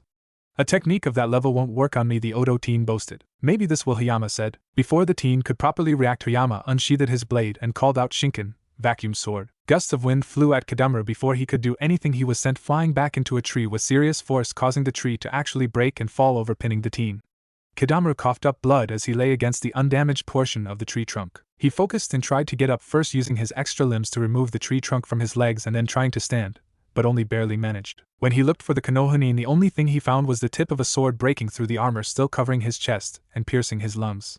Kadamaru was down, but not out, as he used his blood to call on his summon Kaidegumo. The summons was quickly dispatched as Hayama used another vacuum sword attack to buffet it against another tree with enough force to dispel it, and since he was so far away, the threads that erupted from the spider never reached him. "You should give up, kid.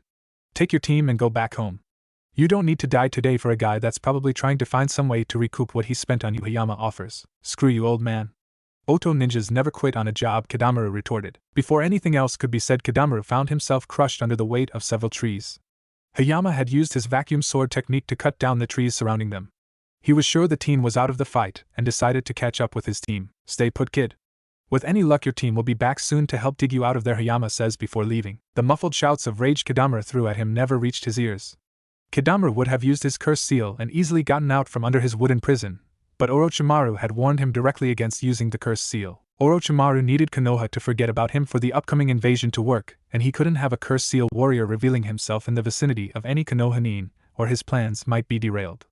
Even the slightest misstep could ruin everything he had been working for. Kidamura knew what would happen to him if it was reported he had used the seal to fight against the Konoha team. He didn't wish that fate on anyone. So he just kept trying to use his extra limbs to get himself free little by little. With any luck he could catch up before Dosu and his teammates were defeated and complete the mission. While the team leaders had been fighting, Team 4 had been playing a game of ambush with the sound Jonin. Every time they got close to the jerks, the Oto team would assault them with some disorienting attack and then run. It was getting really old, really fast. That little bell trick the girl, Kin, used was really annoying and effective, but it was that Sokka kid's wind jutsu that was really proving troublesome to deal with. Both Naruto and Tamaru did think having a jutsu like that would be cool, and with both able to use wind chakra they thought on how to recreate it. There were 4 types of wind ninjutsu, or so Hayama had told the both of them. There were blunt, widespread attacks mainly meant for defense, or to throw the opponent off balance. They could do damage, but not a lot. These were mostly meant either as distractions, or to create an opening for the user. They were also handy if one was outnumbered due to how widespread they could be. The second were slicing, cutting, or piercing type of wind jutsu. These were mainly offensive in nature and among some of the strongest and most difficult jutsu one could learn. One hit with one of these jutsus and the opponent was usually done for. The only problem came in that it was hard to focus the wind nature chakra enough to get it slice or pierce an opponent, and there weren't many known to have been made. The third type were like the first type but more focused on a single area or enemy. They used wind pressure to do damage and could cause a great deal of internal injuries instead of the concussive type of injuries the more widespread ones dealt. The fourth and most difficult type to learn were the vacuum wind jutsu. Actually, Hayama theorized they were the hardest type of jutsu to learn, save for Kekai Genkai techniques and sealing techniques. Hayama admitted he had been trying to learn how to perform the vacuum-style wind techniques since he had become a genin himself, and only got it down after he had been promoted to Jonin with help from another wind user who was proficient in the advanced techniques. For some reason he would not tell them who the person was that helped him, but he did promise to help Tamaru reach the same level he was with wind manipulation and the 2 vacuum techniques he knew. Zabuza seemed like the third type, but both boys also knew wind jutsu and wanted to test which one was stronger. When Zabuza popped up again they were ready and both Konoha boys fired off a futon, de tapa, wind release, great breakthrough at the boy from sound, which he countered with multiple blasts of Zankaha, decapitating airwaves. Both attacks clashed, but far too close to Zabuza, and the wind attacks were able to break through and shove Zabuza through a tree directly behind him. The Konoha trio thought his teammates would help, but surprisingly they just ignored him and attacked again, this time with Dosu revealing his melody arm to attack with his jutsu Kayamaizen, resonating echo drill. The assault on their ears caused the Konoha team once again to fall back and recover as none of them could fully focus or move. The 2 Otonin tried to take advantage of their situation by throwing kunai at the slightly disoriented Konoha team, but each managed to evade. Although Naruto received a cut on his forearm, but it wasn't deep and it was noted by everyone that he didn't scream or even make a small sound of discomfort. The 2 remaining Oto Genin continued their ambush tactic and left the area, including their teammate, forcing the Leaf Genin to follow them once more. However, the Leaf Genin took the time to strip and tie up the unconscious Oto Genin, and then came up with a plan to deal with the remaining enemies. Fuki was the one that pointed out Kin would be the easiest to take out and that she wasn't much of a threat.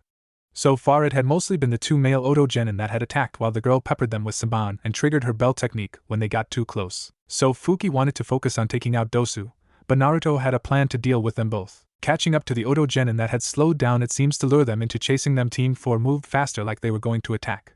Kin was the one to attack using her Saban to force the Konoha Genin to back off, but this time they didn't. Instead they pressed forward, letting the Saban hit them. When Kin moved to activate her bell-ringing technique, she saw that the Genin were still moving towards her, which was when Dosu attacked again with his melody arm. Both Oto Genin were taken by surprise when the Konoha trio stumbled and then burst into water, revealing them to be clones. The next thing Dosu knew, he was being punched in the face by Fuki so hard that he flew through the air and crashed into the ground, creating a crater. Kin suffered the same fate this time by Tamaru, although she just hit the ground and bounced up slightly a few times before coming to a stop. Despite the hit not being as strong, the fall to the ground and repeated hits to the back of her head on the ground knocked Kin unconscious and out of the fight. Dosu was still not out of the fight as he slowly stood up and made his way out of the shallow crater his body created. That was when he saw a fast-moving blur coming at him, only to be too slow to block the fist that hit him right on the mouth. Dosu stumbled backwards and held his mouth as blood seeped through his bandages. He didn't get time to recover as he was hit again on the cheek and then kicked in the stomach. The last blow he remembered was a hard blow to the top of his head as he was kneeling over. Hayama arrived just as Naruto finished tying Dosu up after he had been stripped. Kin was also stripped and tied up by Fuki as she didn't trust Tamaru or Naruto to do it without getting handsy. Not that she really thought either of her teammates would do something like that, But they were boys and she felt it was her duty as a female and kunoichi to protect her fellow female and kunoichi even if she was the enemy. And unlike her teammates, she let Kin keep her shirt on, although she made sure to check underneath the shirt and through the small bra to make sure she wasn't hiding any weapons there that would normally be overlooked. Hayama congratulated his team on defeating the enemy genin, although he did question why they went so far as to strip the enemy of their clothes before tying them up. The genin just blushed and made a few excuses, hiding that it was mostly out of revenge for the Odo genin pulling those ambush tactics, pissing them off. Hayama let it go since they need to hurry and get to the bridge. He was hoping they still had time and that the Odo team hadn't delayed them too much. When they arrived at the bridge, however, both Sasuke and Kiba were laying on the bridge dead inside a dome of mirrors, although Hayama noted a lack of blood that was on or surrounding the bodies, although the Uchiha kid looked messed up. The Haruno girl was the last one standing, but barely, despite not seeming to have been attacked, as she was standing beside Tazuna. Thankfully, the bridge builder was still unharmed, although he seemed a bit shaken. When Hayama searched for Kakashi, he found him barely holding off Zabuza. He knew Kakashi could handle it, but a little help wouldn't hurt, and hopefully the masked ninja was worn out from facing the two male genin of Team 7. So he had Tamaru, who was itching to join the fight, and Naruto go fight Zabuza's accomplice, while Fuki was ordered to help Sakura protect Tazuna while he went to assist Kakashi. Hayama Sunshine passed the dome of ice mirrors and the masked ninja that tried to stop him but was forced back as Naruto threw several kunai at him. The boys quickly moved to surround the ice dome and the enemy ninja. Looking inside the dome of ice, Naruto could tell they put up a good fight if the cracks, dents, and chips in some of the mirrors were anything to go by. There was also slight signs of melting, like they had been hit by a couple of fire jutsu. Tamaru was focused squarely on the enemy but had trouble telling if it was a kunoichi or not, but figured it didn't matter.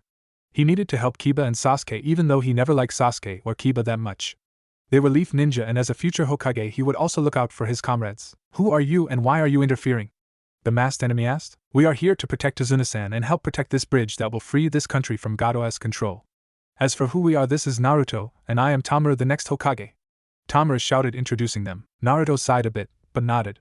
If he was truthful, he enjoyed Tamaru's way of doing things and sometimes wished he was more like him sometimes. "I ask that you step aside, Tamaru-san, and allow me to complete my mission.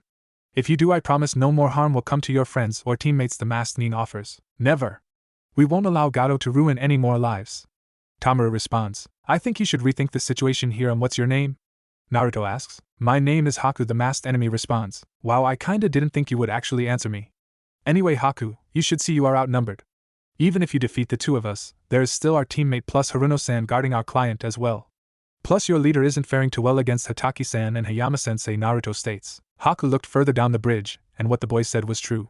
Zabuza was starting to lose against the combined might of the two Jonin. Haku had no illusions that Zabuza could beat both of the Jonin. The hope had been that the team Gado hired would be able to take care of the extra team or give them enough time to deal with whatever team got to the bridge and kill the old bridge builder. It seems the Odo team were not worth the money Gado spent to hire them. Not that she thought Zabuza would be surprised. "I'm sorry, but my master wants the bridge builder dead, and for him I will not fail my mission even if I must kill you to do so. Please forgive me, but I must do this for my precious person," Haku tells them. "Tamaru, I'll retrieve Inuzuka-san and Uchiha-san. Can you cover me?" Naruto asked. "I got your back, bro. Believe in me," Tamaru shouted. Naruto nodded, having got used to Tamaru yelling his catchphrase or motto. He then waited for the right moment before dashing into the dome to retrieve the two bodies. As soon as he did, the mirrors shone brightly, blinding him and Tamaru, stopping Tamaru from helping. Naruto was knocked onto his back. "Your kids are done for, just like those other brats," Zabuza taunts. "I see a bloodline technique that boosts the user's speed," Hayama deduces. "Haku is the last holder of the Hayatan bloodline. Your brats don't stand a chance. Not after the training I have given her. Not when she uses that technique. She is unbeatable, and those useless brats of yours don't stand a chance against her," Zabuza brags. Naruto stood up as he looked at Haku and the mirrors intently. He made another move forward only to have Haku pelt him with Saban needles. Everyone on the bridge was surprised when he managed to dodge and deflect most of the needles with surprising accuracy and speed. "I see you use your bloodline to create these mirrors, but all they are doing is helping you to amplify your speed.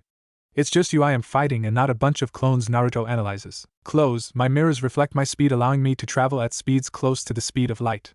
Now that you know that, I ask that you give up.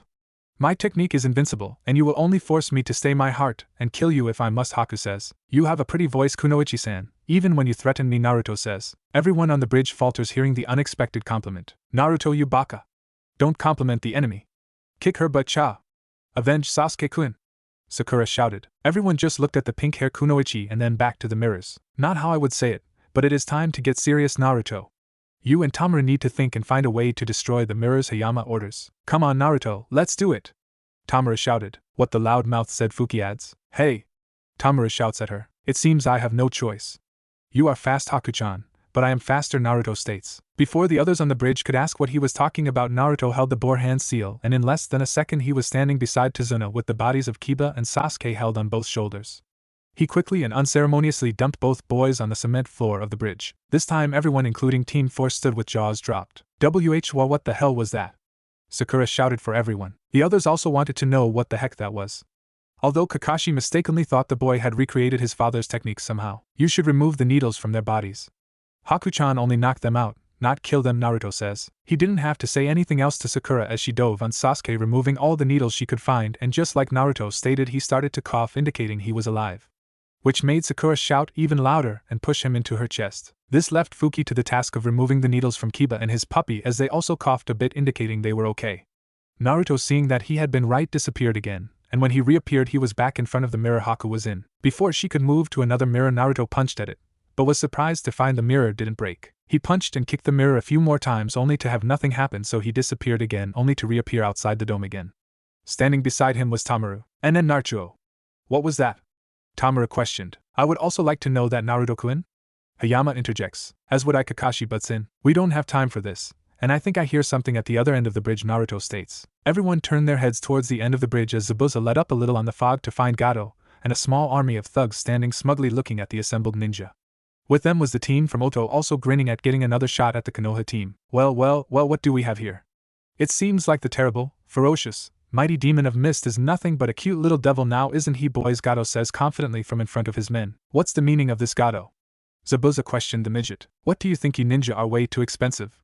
I hired you so I could avoid the expense of hiring ninja from an official ninja village, but you botched the entire thing and forced me to hire these four. I never intended to pay you, Zabuza, but if I collect the bounty on your head, then I can recover what I lost hiring these four and even make a profit. I might get even more for those leaf ninja. I hear IWA pays top dollar for any dead Konoha ninja's body they can get their hands on, Gato threatens. Everyone on the bridge tenses hearing the evil businessman's plan for them. When Gato takes a loot at 3 kunoichi, his beady little eyes light up for a second before he orders his men forward. Kill the men, but bring the girls to me. For a fee I might even let some of you have a turn with them before I'm through with them, the short businessman says. Hey! Who do you think you are? Tamaru shouted. Gato just laughed at the boy and hid behind his men as they started to charge. Naruto, Fuki, Tamaru, form up around me. Tazuna, you should run back to the village and go home. We'll come find you after this is done, Hayama shouts. Tazuna didn't need to be told twice and quickly took off in the direction of the village. Although he wasn't going home. He wasn't sure if the ninja could handle things on the bridge on their own, so he was going to get some help himself. If nothing else, this would be the day it all ends. On the bridge, Haku dissolved her ice mirrors back into water to use her jutsu. She also brought up more water onto the bridge to help Zabuza-sama and the others. She then made a large amount of water drop down on the bridge near the thugs and Otonin and froze it. As the thugs started to run at them, they started slipping and falling, making everyone laugh, even the Otonin. Pull yourselves together and get them. I'm not paying you to make fools of yourselves. And you Otonin, stop lazing around and do something already. I'm paying you top dollar and I expect results, or your Kage will hear about this when I demand a refund. Gato shouted. As if you could. Our leader would kill you and feed your body to his snakes. That is if he didn't use you in a few of his experiments. Zaku boasts. He was quickly elbowed in the stomach 6 times by Kidamaru. Shut it, you idiot. No one is supposed to know about Leader-sama, he harshly whispers to the team. We're out of here, Gato, Kidamaru tells the little man. What? I paid you to do a job and I expect you to do it. Gato bellows. We don't care, it's suicide to go up against 3 Jonin, that ice chick, and 2 Genin teams on our own. We're leaving, let's go, Kidamaru orders. Kidamaru didn't like abandoning a mission like this, but all Otonin were under orders by Orochimaru to keep a low profile. Fighting a battle against Sharingan Kakashi and Zabuza the demon of the mist on a bridge for all to see was anything but low-key. Plus the idiot Zaku may have given away their leader's identity, and he would need to report that as soon as possible. With the Oto team gone, the thugs weren't feeling all that brave anymore, as they also knew they didn't stand a chance against the 2 teams from Konoha or Zabuza and his apprentice. The only thing keeping them from running away as well was the promise of all of that money. Gato didn't like this at all. This wasn't his plan. Everyone was supposed to kill each other, and then he would not only be able to skip out on paying the Oto team the rest of their fee, but also collect the bounty on all the heads of the ninja.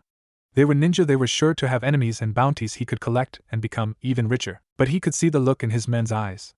They were close to abandoning him as well, and he didn't like to think about what would happen if they did. He had done this village no favors or spared them any mercy. He wasn't a chump and didn't believe for a second they would show him any, so he said what he needed to get his men going again. The first one to bring me Zabuza's head gets 1 million Ryo. Gato shouted. He wasn't surprised when the men immediately grew savage looks and ran across the ice to take the ex-Miss Shinoba's head.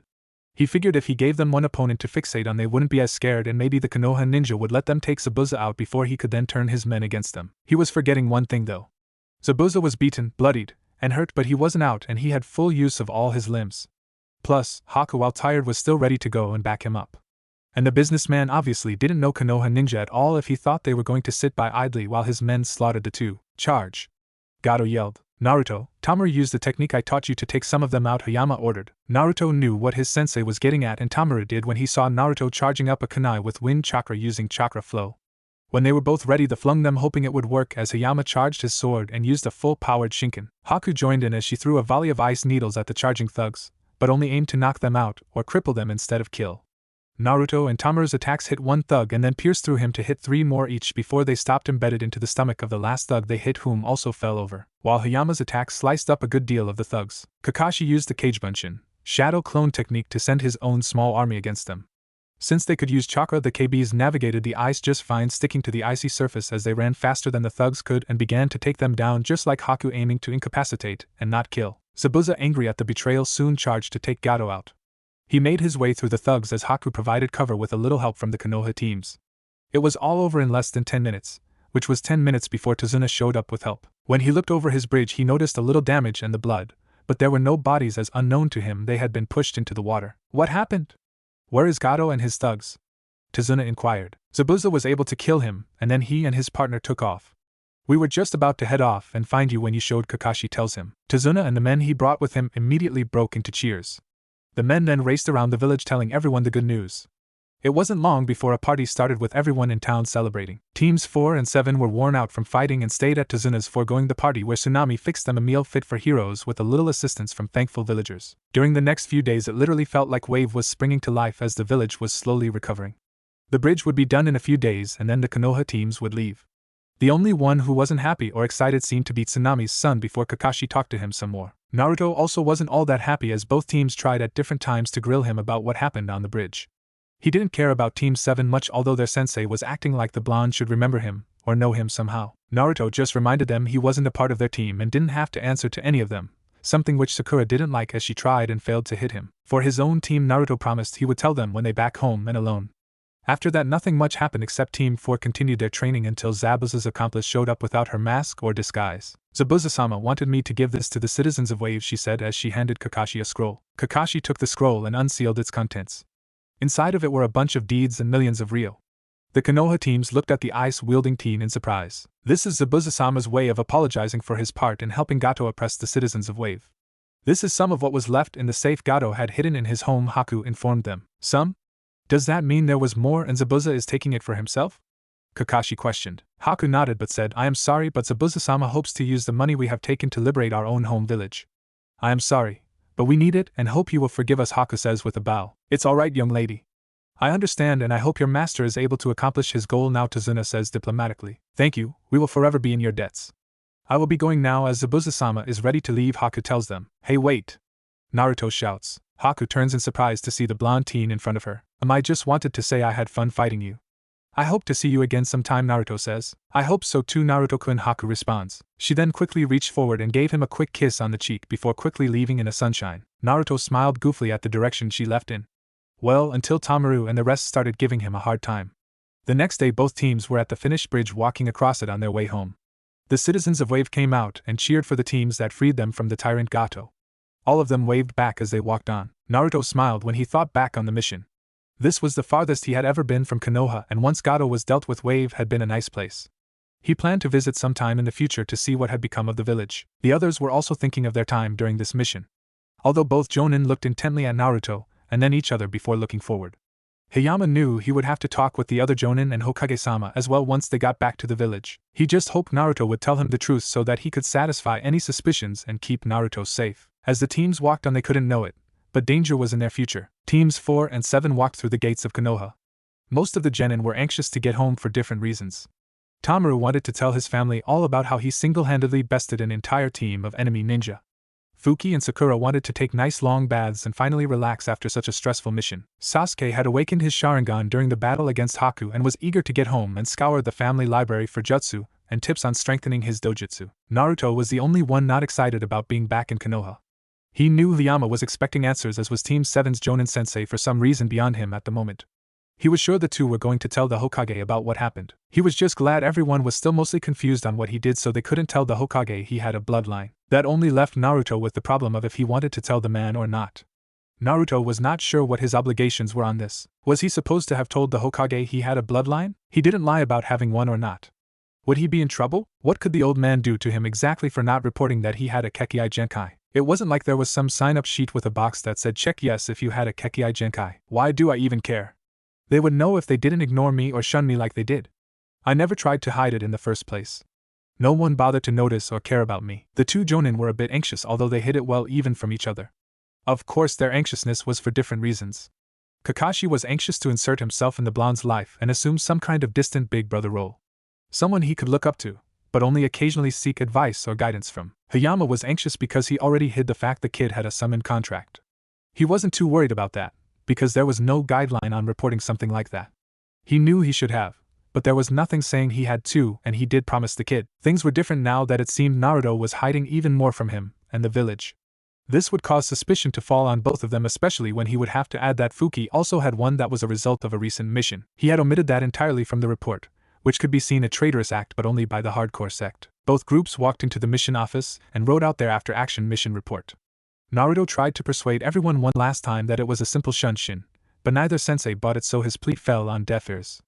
Thankfully, they did not have to face the Hokage, as he was busy with his council and unable to see them. The Jonin let the genin go, but Team 4 would have a meeting the next day, unlike Team 7, which was given the week off. The next day, Team 4 plus Hataki-san were standing in Training Ground 23 and were looking at Naruto awaiting an explanation. Not to be rude, but why is Hataki-san here?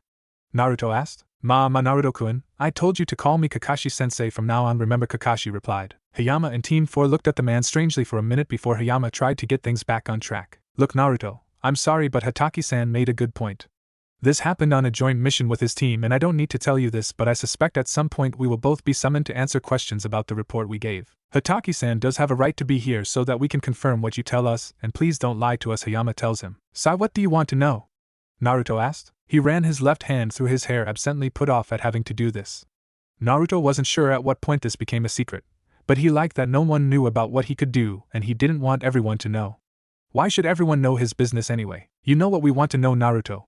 You displayed an uncommon amount of speed on the bridge when you engaged that enemy Kunoichi and rescued Inuzuka-san and Uchiha-san.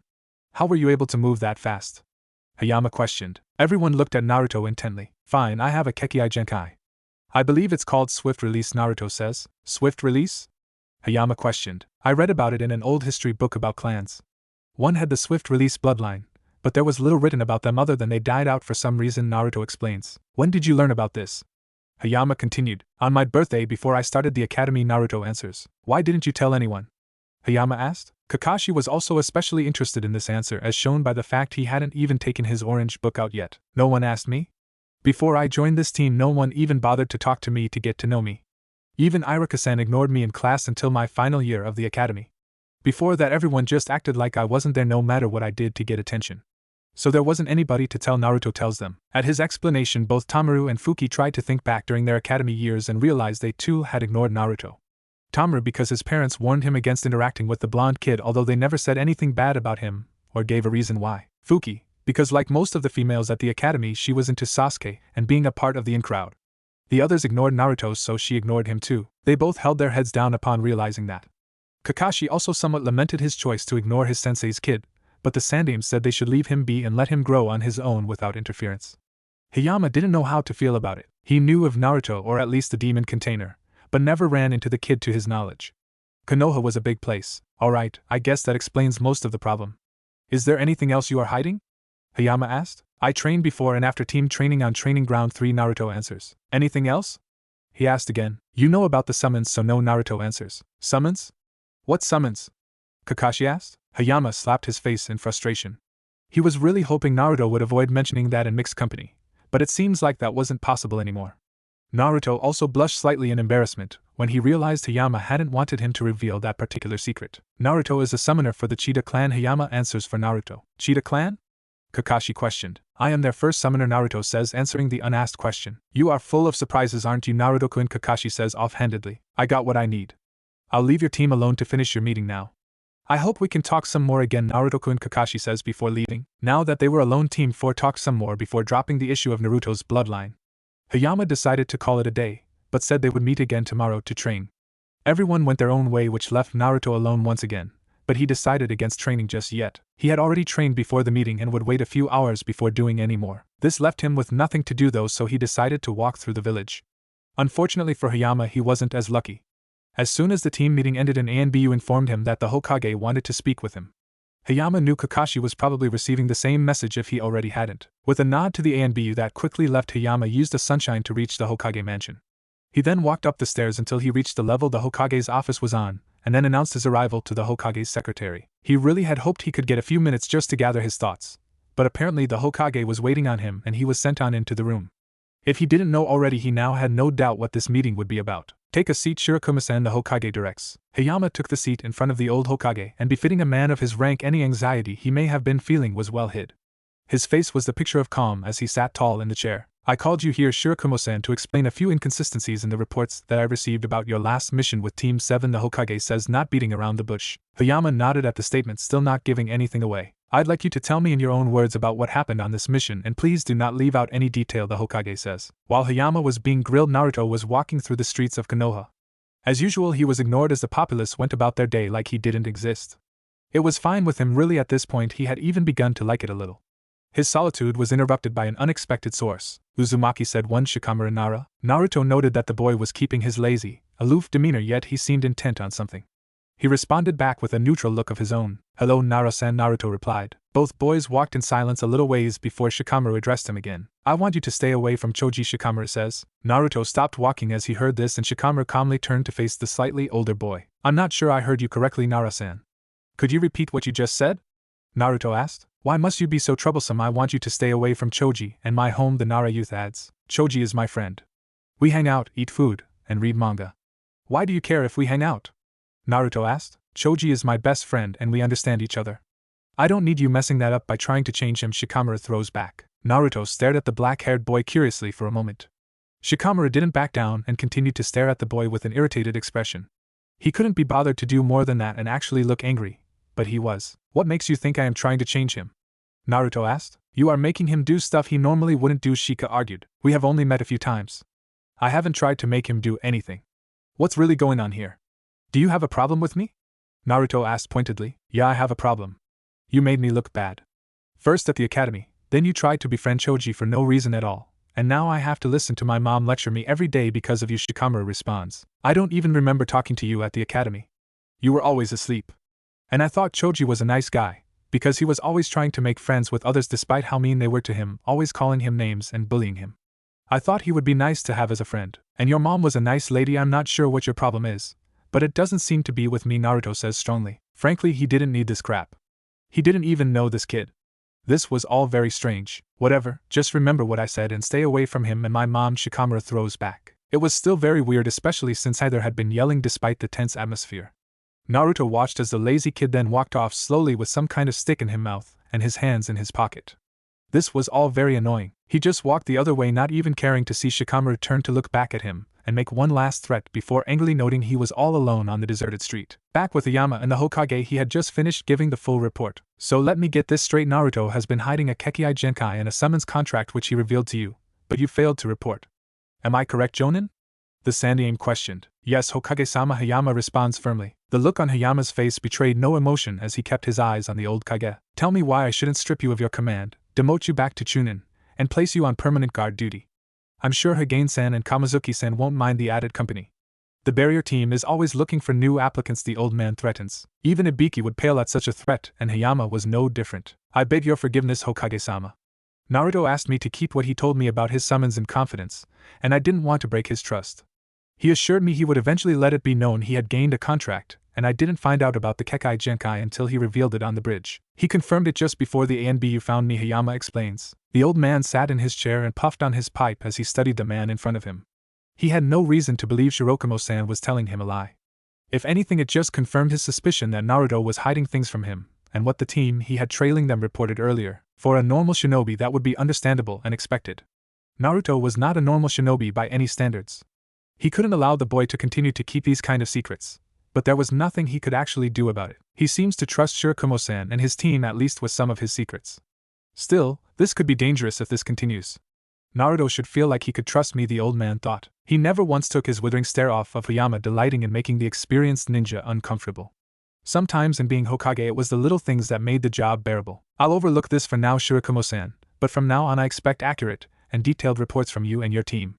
Allow Naruto-kun for now to keep his secrets, but if he confides in you further I want to know about anything he tells you. Understand the Hokage orders. Hi, Hokage-sama, Hayama says with a deep bow. You can join us now, Kakashi, the Hokage says, and as he said Hatake came out from behind the curtains of his office window, seemingly reading his book once more. And put away the book, or you will be joining Kotetsu and Izumo, the Hokage adds. Kakashi put the book back in his pocket faster than even the Hokage could follow after the threat was levied. Good, now I will inform the both of you that the Chunin exams are in Konoha this year and will commence at the beginning of the month. I have already informed Asuma and Kurenai of the upcoming event. I was willing to allow the rookie teams to make their own decisions, but in light of recent revelations I want all of the genin to participate, the Hokage tells them. This of course alarmed both Haim and Kakashi. Kakashi didn't even bother to try to look aloof at the news. Excuse me, Hokage-sama, but the nominations and participation of the genin teams is supposed to be voluntary, is it not? Hayama questioned. The Hokage looked at both shinobi again before taking about puff of his pipe. He then turned to look out his window. That is correct, and I will not force the genin to participate, even Naruto. But you will nominate your teams when I ask for them and inform your teams. You are only to inform them after I have formally asked for your nominations, am I understood, the Hokage says. Both respond with a crisp hi, but Kakashi had to ask. Forgive me, Hokage-sama, but what good would nominating them do if they can still refuse? The Kapunin asked. The Hokage took on a look of deep thought before answering. Once informed, I believe the team members will push each other to join the competition. Young Sasuke, for example, no doubt still feels pressure to measure up to Itachi, and Sakura-chan won't want to disappoint him. And Kiba's too brash not to respond to the challenge as well, forcing Sasuke's hand if he proves to be reluctant, the Sandaime analyzes. Yamenko will take care of Team 10, ensuring that they will enter. Team 8 is actually the most troubling to figure out. Of the three genin, only one has any chance of making it past the first round, but even that would be beneficial. However, since the Hyuga girl has confidence issue and the Kurama heiress is still working through her physical ailments, the Aburain will wisely look to abstain from the competition. It is Kurenai herself that will push them into competing, as she herself feels pressure to prove she's as good as the three of you, male Sensei Sarutobi adds. What about my team, Hokage-sama? Naruto is rather difficult to predict? Hayama asks. Tamura's dream has always been to become Hokage, and it wasn't so long ago that a young Naruto shared a similar dream with me. He may have forgotten or moved on from that dream, but I believe in the end he will support Tamura-kun, the Hokage answers. Both men nod at the Hokage as thinking, even if it secretly worried them. Now you have a month to get your teams prepared as best as possible. You may want to cut back on the missions during this time and focus more on training. You are both dismissed, the Hokage tells them. Both Jonin immediately vanish, leaving the old man to his thoughts. Things were becoming more difficult. The situation with Naruto was at an all-time low. The old man knew he had neglected his duty to the boy, and now he wasn't sure if there was enough time to reconnect and guide the boy along the proper path. Perhaps it's time Jiraiya-kun meets his godson, Sarutobi thought.